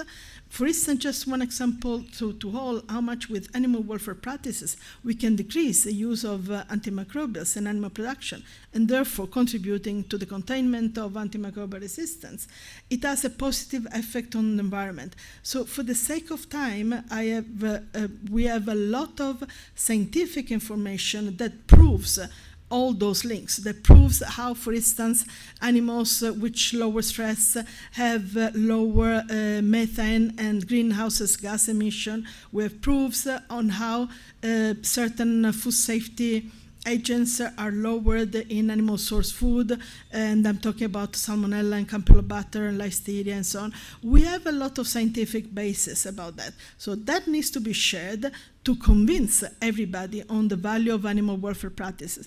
But again, I agree with our UIBAR colleagues that maybe more information needs to be generated in the region. We don't have enough information produced in Africa. Situation is different, so having that kind of scientific but also technical information, case studies, having the proof that it can happen also in the African region would be very beneficial and very useful for all. And again, this gives a little bit very specific information and very specific example on the different links and the different contribution to even having a higher quality of meat, and it's quite well known what is happening in pig when pig are highly stressed during transport or just during the pre-slaughter handling, and how the quality of meat decreases. It's again very well documented how bruises and the injuries during the transport, during the pre-handling of animals before slaughter can lower a lot the quality of the carcasses, can lower the economic value, can decrease the quantity of meat available. And again, I could quote many examples for all of these points. Again, information is available. For the sake of time, I'm going to speed up. What does it take? I mean, what do we need to do? I mean, not only this region, but I would say almost everywhere. We need advocacy, awareness raising. This meeting is an example, and I've heard some of you saying, the colleague from Nigeria, you know, I was not enough informed. We need to talk over and over and again, sharing this information, sharing the information on the scientific basis we have available, on the technical information, sharing case studies, good examples happening in certain regions, in certain countries. I know that we cannot translate exactly the same experience in other countries, but it could be aspirational. It could be something that could be adapted to other regions. We need to have a multidisciplinary approach. Again, what Rebecca was pointing out, mainstreaming animal welfare wherever is needed and whenever is relevant. We need to assess the risk. We need to measure. We need to monitor. Again, what the UIBAR colleagues were saying, we need to come up with data that would back up our point. And we need to have scientific and technical information available, the proper policy and the legislation in place, training. People are changing. There are new generation, there are younger people coming up, and we need not to forget those. But what can FAO provide to address all those issues? We do provide technical and scientific information, collection of good practices. I was showing, for instance, this new hub that we're having in place. We do provide capacity development, training of all operators. As many of you were saying, you are aware of all these activities addressing livestock-related issues in your countries. We also provide a forum to get all the different stakeholders talking with each other. I appreciate that you, as focal point, you are mainly coming from the animal health sector in your countries, and you are of extreme importance, but we need to speak also with the private sector, as the presentation from SAFE, Quincy was showing. We need to speak with the producers. We need to address all those issues together. So FAO provide that inclusive forum where everybody could participate. And the meeting in China is one of those examples. We are going to have section with stakeholders and science, the academia and the scientific sector, to have all the parties contributing with each other. And again, we provide opportunities for awareness raising, education, and so on. Just to give you some examples.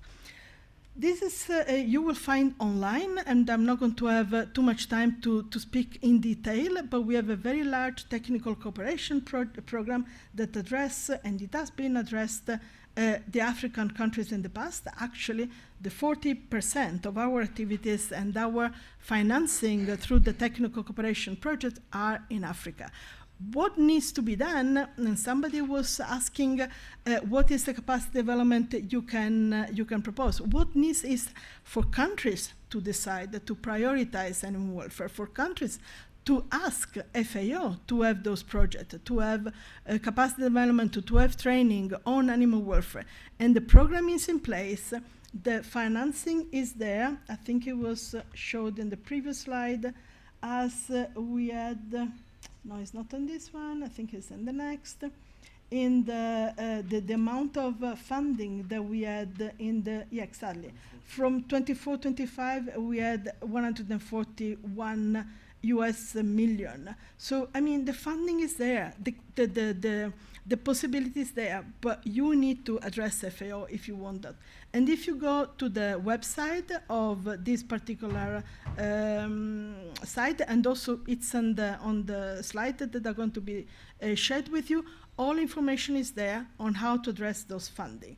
That's not the only opportunity. We have also the investment center that provides grants, that works very much with the banks, with the financial institution, with the regional development banks. And through those, it's another way to provide funding with training and capacity development and so on. Again, that's something you need to be aware, and that's why I put those slides. You can go into the website, you can get the information, you can get back to me if you would like to have more specific information, but you can also contact the FAO office in your country, on the regional office, to have access to those funding, but it's mainly from the governmental institution that those fundings need to be requested, showing an interest on your side on the topic. We have also Pharma Field School. That's a very good way to get information to the producer, to get information to the field. Again, that's there. It's going on. So again, if you're interested in addressing animal welfare issues, do use those tools and those resources. They're there for them, and they can be used. But also, it's not only a matter of addressing animal welfare in a specific manner, but again, I think as Rebecca was showing, and I think maybe also Leopoldo, we have very big projects addressing maybe animal health, or with bigger objective. And I'm referring to this one, which is a new initiative which was launched last April in China, but again, it's a global initiative to apply good practices at national level to reduce the need to use antimicrobials. We are very much aware that animal welfare practices could contribute to reduce the need to use antimicrobials. Through this initiative, we can also address animal welfare. And we have many other projects that can have specific modules, specific training modules, or specific e-learning that can address animal welfare in a more integrated way in other bigger initiatives. Again, we do provide legal advice. So we have a very big legal development office at FAO. They provide publication, but also provide through technical cooperation project specific advice on how to develop specific legislation addressing animal welfare, or to update a legislation that you have but you think is not, it needs some updating, but also how to address animal welfare in any other livestock or farm animal related or food production related projects. So how animal welfare needs to be taken into account, even if it's not directly addressed by that particular project. Again, funding is there, experience is there. We have very competent colleagues from the legal and from the technical point of view. We normally work from the two sides together, who have done this kind of project, I can mention, in many, many countries, and they're there to help if there is a request from your side. We have also specific initiative that we're doing together in collaboration with our major partners. Like, for instance, this one is developing information guidance to how to apply the standards of WOAH in a very specific manner. Some of you have asked, okay, it's very good to have outcome-based standards, but then what do we need to do? So that kind of publication are helping exactly in how to implement the WOAH standards, and the work we're doing together with the World Bank, WOAH, of course, the World Federation for Animals, and Wageningen University and Research, to ensure that that information is scientific sound, in full compliance with the WOAH standards, but also can be very much used in the projects of World Bank, FAO, and other development organizations. And so, again, that's what I was just saying. But somebody was mentioning, again, our colleague from EU IBAR, more and more younger people are becoming interested in animal welfare. What can we do? What can we offer to them? Well, we have a large project, a large program to have to offer internship at younger students, or maybe just people recently graduated, and we do privilege lower and medium income countries to come at FAO, work with us on specific matters, and animal welfare is one of those. So again, going to the website, getting in the information. We have also other specific program to address young talent and to to have young professional programs. So I think it's funded by FAO for, I think, 2 or maximum 3 years, to have younger people with less experience who would like to work in certain sector. And that's exactly the way to get on board the new generation and to get them knowledgeable and involved and with experience on animal welfare issues. So with this, I thank you all. But if you would like to have more information, not only go and visit our website, subscribe to our mailing list. We have several that address specific topics which I mentioned, and one of them animal welfare. Join our networks. We have a very large sustainable livestock development network to exchange information, to be updated on whatever is going on, to participate in FAO activities, and get in touch with me if you would like to join any of those. I hope I've been fast enough. And thank you for your attention.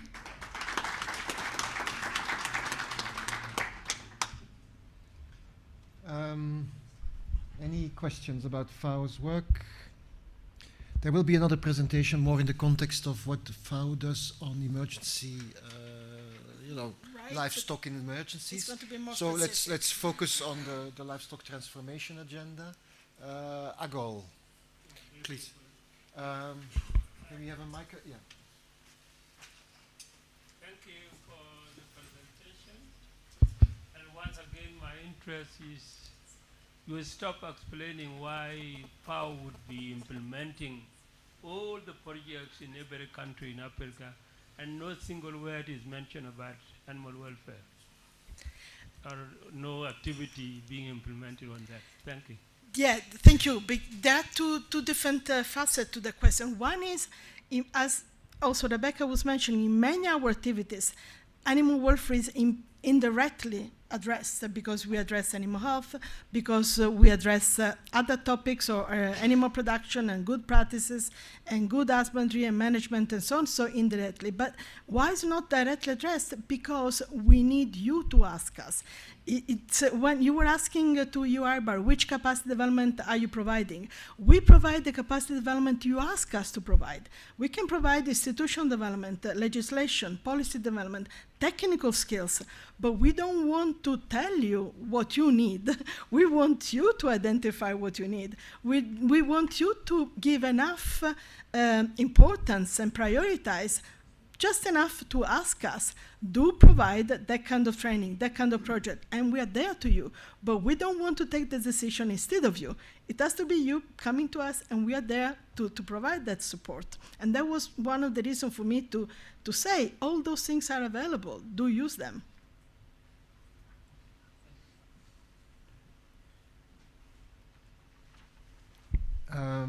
Which country are you representing? Sierra Leone. I haven't heard you today, so you have the floor. You qualify. So my concern is you are talking about sustainable livestock production or sector. With support from FAO to those countries that you are supporting, you realize that about 70% of the funding that is going to those countries is used on technical area, supporting technical aspects. And more especially are people that are coming who are not indigenous of those countries. If you compare those that are there who are working for FAO and also those that are contracted for FAO, those foreign people are taking huge amounts of the money. And we are talking about sustainability of those projects that we are. Is it that FAO cannot capacitate countries, human resource for them to be sustainable in implementing, wherein you have fewer technical staff being employed? Just a concern. No, thank you. You're partially right. I mean, for instance, the FAO officer, normally we try to have a good geographical balance. So we try to have all countries well represented and so on. And that's a very strong effort whenever we have a vacancy in addressing, especially in prioritizing with when there are good quality candidates from countries which are not well represented within FAO. But you may be right on certain topics, for instance, which are newer, like animal welfare that is relatively newer. You might not have enough expertise from a particular region or from particular countries, but it's a kind of dog biting the nail. So we need to develop those expertise. We need to, and again, I'm referring about having enough scientific and technical knowledge being developed in the continent, and then that expertise can be used. And that's why, for instance, we are having this program initiative addressing younger people to develop those knowledge and those capacity and expertise in younger people, so that then can be there to work in the countries instead of, as you say, having always experts and people coming from outside and coming from different regions and different continents. We want to develop that, but we have to start from somewhere. But wherever the expertise is available, we are always very happy to take it on board, also because we don't want to ship and to move people from one continent to another. But whenever it's available, but it does also, you need to share that information with us. A lot of time we have called for experts, we have called for information. So if you do reply to those, then we know the expertise is in the country. So we need that kind of two-way communication. It's nice because, like in Sierra Leone, like they have been there more than 10 up to, there are some people who've been more than 10 years.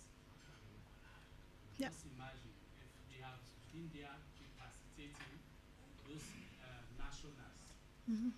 I think they will be on the job. At least you see how it will provide this. No, we are very much on the same page. Okay.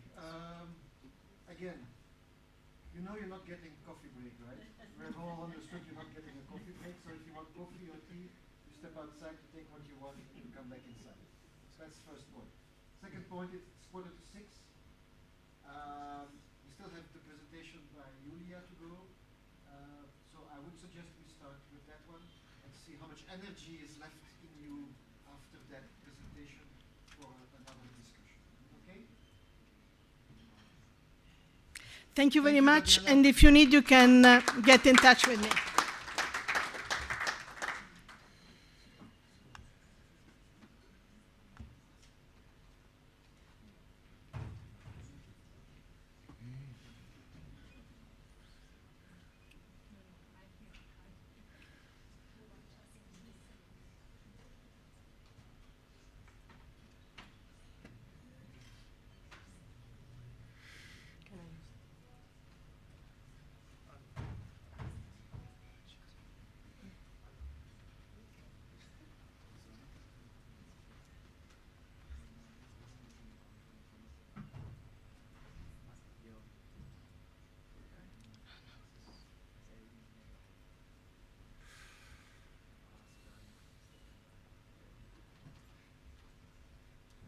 Okay, this should be working either.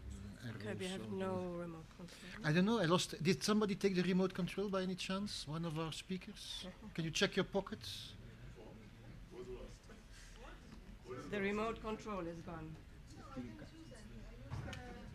No, you know. Okay, no, it's fine, it's been gone fine. for a while. No, Oh, it's here. fine. They stole it, you see?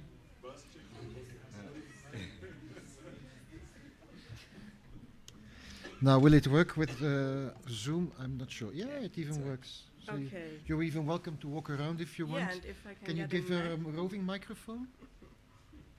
My goodness, it's going to be like a TED talk.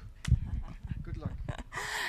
Well, good afternoon again. Now I have the difficult task to have the last presentation, but I promise that I can be really quick. But nevertheless, first of all, I would like to thank WOAH for the invitation for ICFOR to this training event, and I look very much forward to a very fruitful training event this week, and I'm happy and glad to be here with you. And also, I'm very happy to give you now an update about the International Coalition for Animal Welfare, ICFOR. ICFOR is a coalition of NGOs, and we work together to improve the life of animals. We will work in the field of farm animals, which of course includes farming, transport, slaughter. We work in the field of wildlife, of working animals, of companion animals, in the field of research as well, and also aquatic animals. We started working quite recently in this field as well. Below you see the logos of our members displayed. Currently we have 23 member organizations from different countries across the world. And well, I prepared a short slideshow to show you our activities in the member countries, in the WOAH member countries. And these activities you will see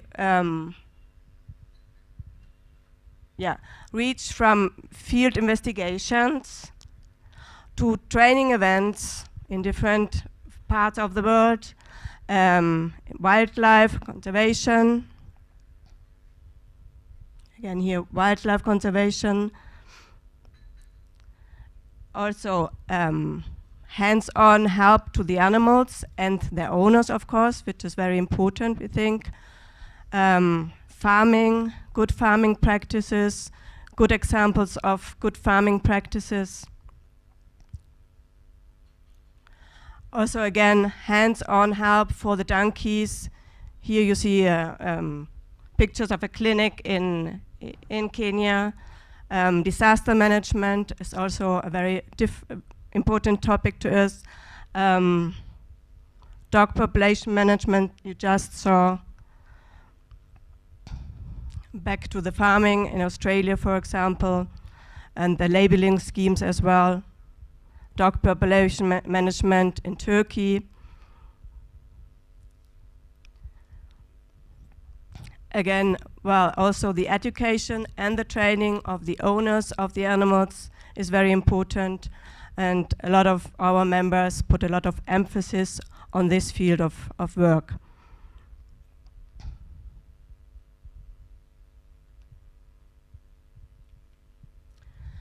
So what we do, what ICFOR does, is representing global animal welfare organizations at WOAH, and we collaborate with WOAH and with WOAH member countries to develop and to implement animal welfare policies. And in 2018, WOAH and ICFOR signed the first MOU, which was very important to us to really strengthen the collaboration between ICFOR, which was initially founded already in 2001, and well, to strengthen really the collaboration between the two organizations.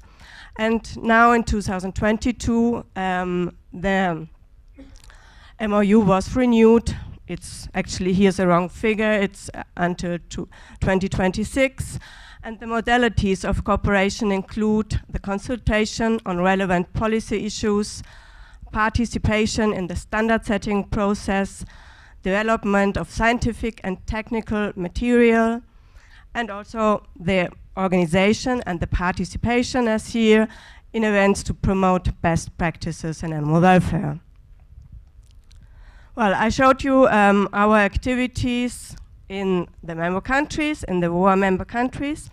And now I would like to show you some examples of our recent activities in relation to WOAH global events and WOAH activities.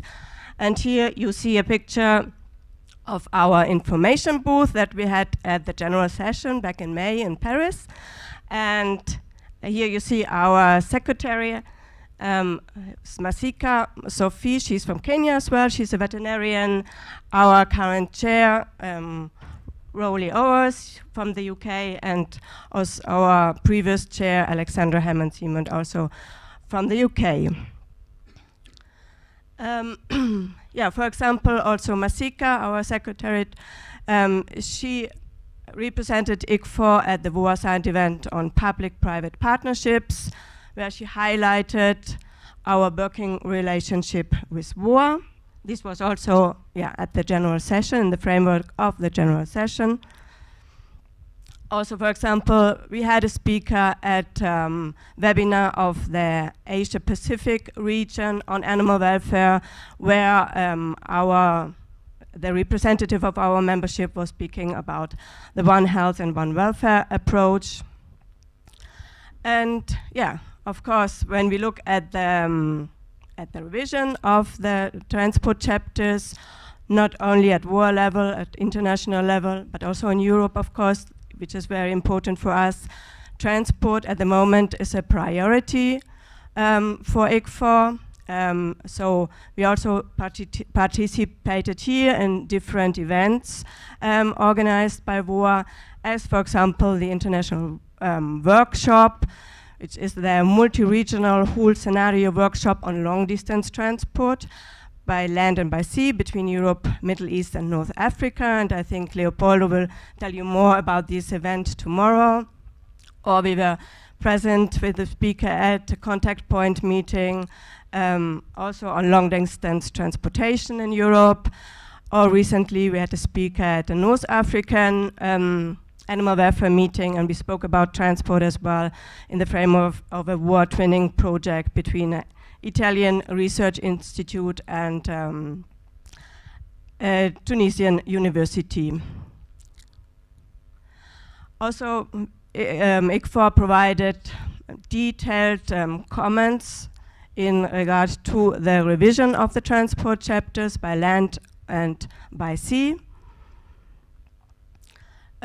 Also in events concerning the working kits, we are active, and recently, we had a speaker at the event on working kits, which was held in the framework of the regional training workshop for WOAH national focal points on animal welfare in Europe, so a parallel event to the event here.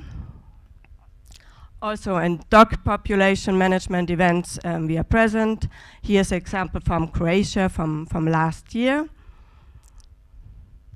And also in the Middle East, we participated in the beginning of this year, for example, in a webinar on animal standards and animal welfare standards and measures in February, and talking again about the importance of the private-public partnerships. Last not least, this was really very quick overview. I would like maybe for some of the countries here present, it's interesting. We translated our flyer into Arabic language, and I have also some copies here if one of you is interested in that. And yes, I already come to the end, and what is the most important message I would like to give to you, to pass on to you, is that, ICFOR members are there to support you, to support all your efforts to improve the welfare of the animals. And please, make use of us. We are here. We are ready to help you, to give you support wherever we can, and don't hesitate to contact us. Thank you.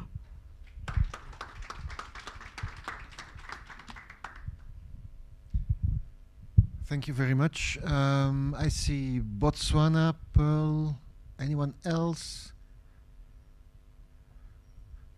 Let me give you the microphone, unless you have one already. Thank you very much for the presentation. Perhaps my comment is directed to my fellow focal points.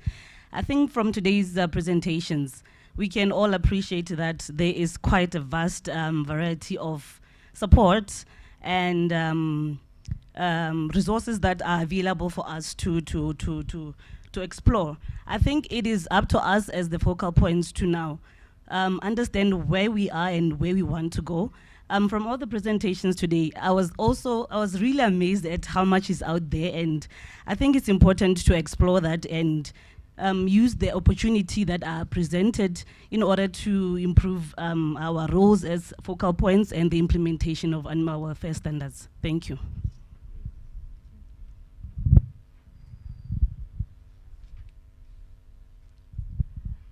I just would like to thank you for your comment. I think this was really important because there are so much possibilities outside, yes, and make use of them. They are really, there are a lot of opportunities, and it's just a question of taking them.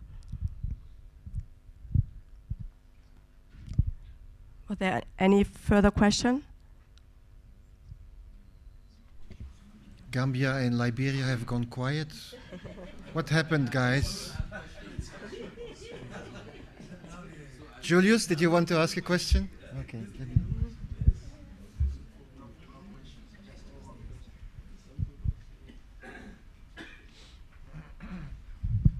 Just to agree with my little sister from Botswana, this is my third cycle, so I must be one of the youngest in terms of age, but you're still my little sister. So thank you very much. I also wanted to agree with the previous speaker. What AU, IBA, and FAO do, I mean, they are actions at a global level. So whatever technical advice they give us, it is up to us to naturalize it. It is like a standard. A WOAH standard is the minimum you can get. You can choose to raise it or go below it. WOAH does not force people to follow its standard. It's up to you to make a scientific decision as a country, as a member of a region, and a member of the global village, to take the information that has come in today and use it to the benefit of your little society, because a journey of 1,000 kilometers starts with the first step.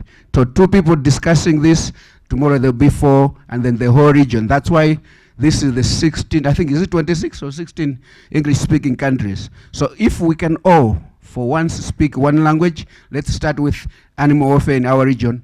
People hear our voice. But if somebody is talking about rabies, somebody is talking about HPAI at different connotations. So we can make a deliberate effort to say which one is a priority for our region, then we take it from there. The expertise is there. My brother from Sierra Leone, I totally agree with him that sometimes we think the money is going where it came from. The WFP will come to my country because of Cyclone Freddy to assist us. 70% of the resources that we borrow from World Bank will go back to operationalize the WFP moving the maize from Ukraine, and only 20% to actually help the poor Malawi. That one is a fact for another meeting. But today, I think we can take this advice to say which is a priority for our region. Thank you very much. Thank you for your comment. Yeah? Okay. And I think sorry, that's exactly what you're saying. When you start somewhere and 2 people talk about it, and then after a couple of weeks, there will be more and more talking about it. This is always what we also observe in the field. Yeah, thanks. Okay, I'm going to close today's session. The first day is always a bit heavier than the following days. At least that's what I tell people, but they don't know the truth, of course. Tomorrow is going to be even worse. No, I hope I'm kidding, but thank you for your patience. Thank you for being here. Some of you arrived here early this morning and are sitting through this meeting and staying awake with a lot of coffee, I suppose. Speaking of coffee and tea, there's still coffee and tea outside and cake, so help yourself. We'll meet back here tomorrow at 9 a.m. I just want to...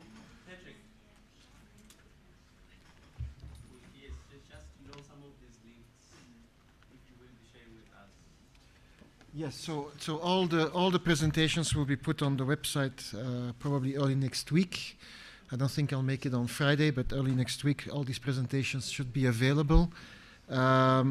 We will, wherever there are links to be shared, we can share them. So that you don't have to go to the presentation itself to find it. And I also wanted to draw your attention to the evaluation form, where you can give your feedback on the general organization of this training event and the contents of the event and the way they have been delivered. So as you go through the agenda today, tomorrow, day after tomorrow, maybe provide us with some feedback. We will collect the forms on Thursday evening. Otherwise, you should all be aware that we invite you for dinner tomorrow evening, basically across the street in an Indian restaurant. So welcome. Dress up warm, because this is Nairobi, it's cold. For those coming from West Africa, dress up warm. And otherwise, kesho, as they say, tomorrow we're back here at 9 a.m. Thank you very much.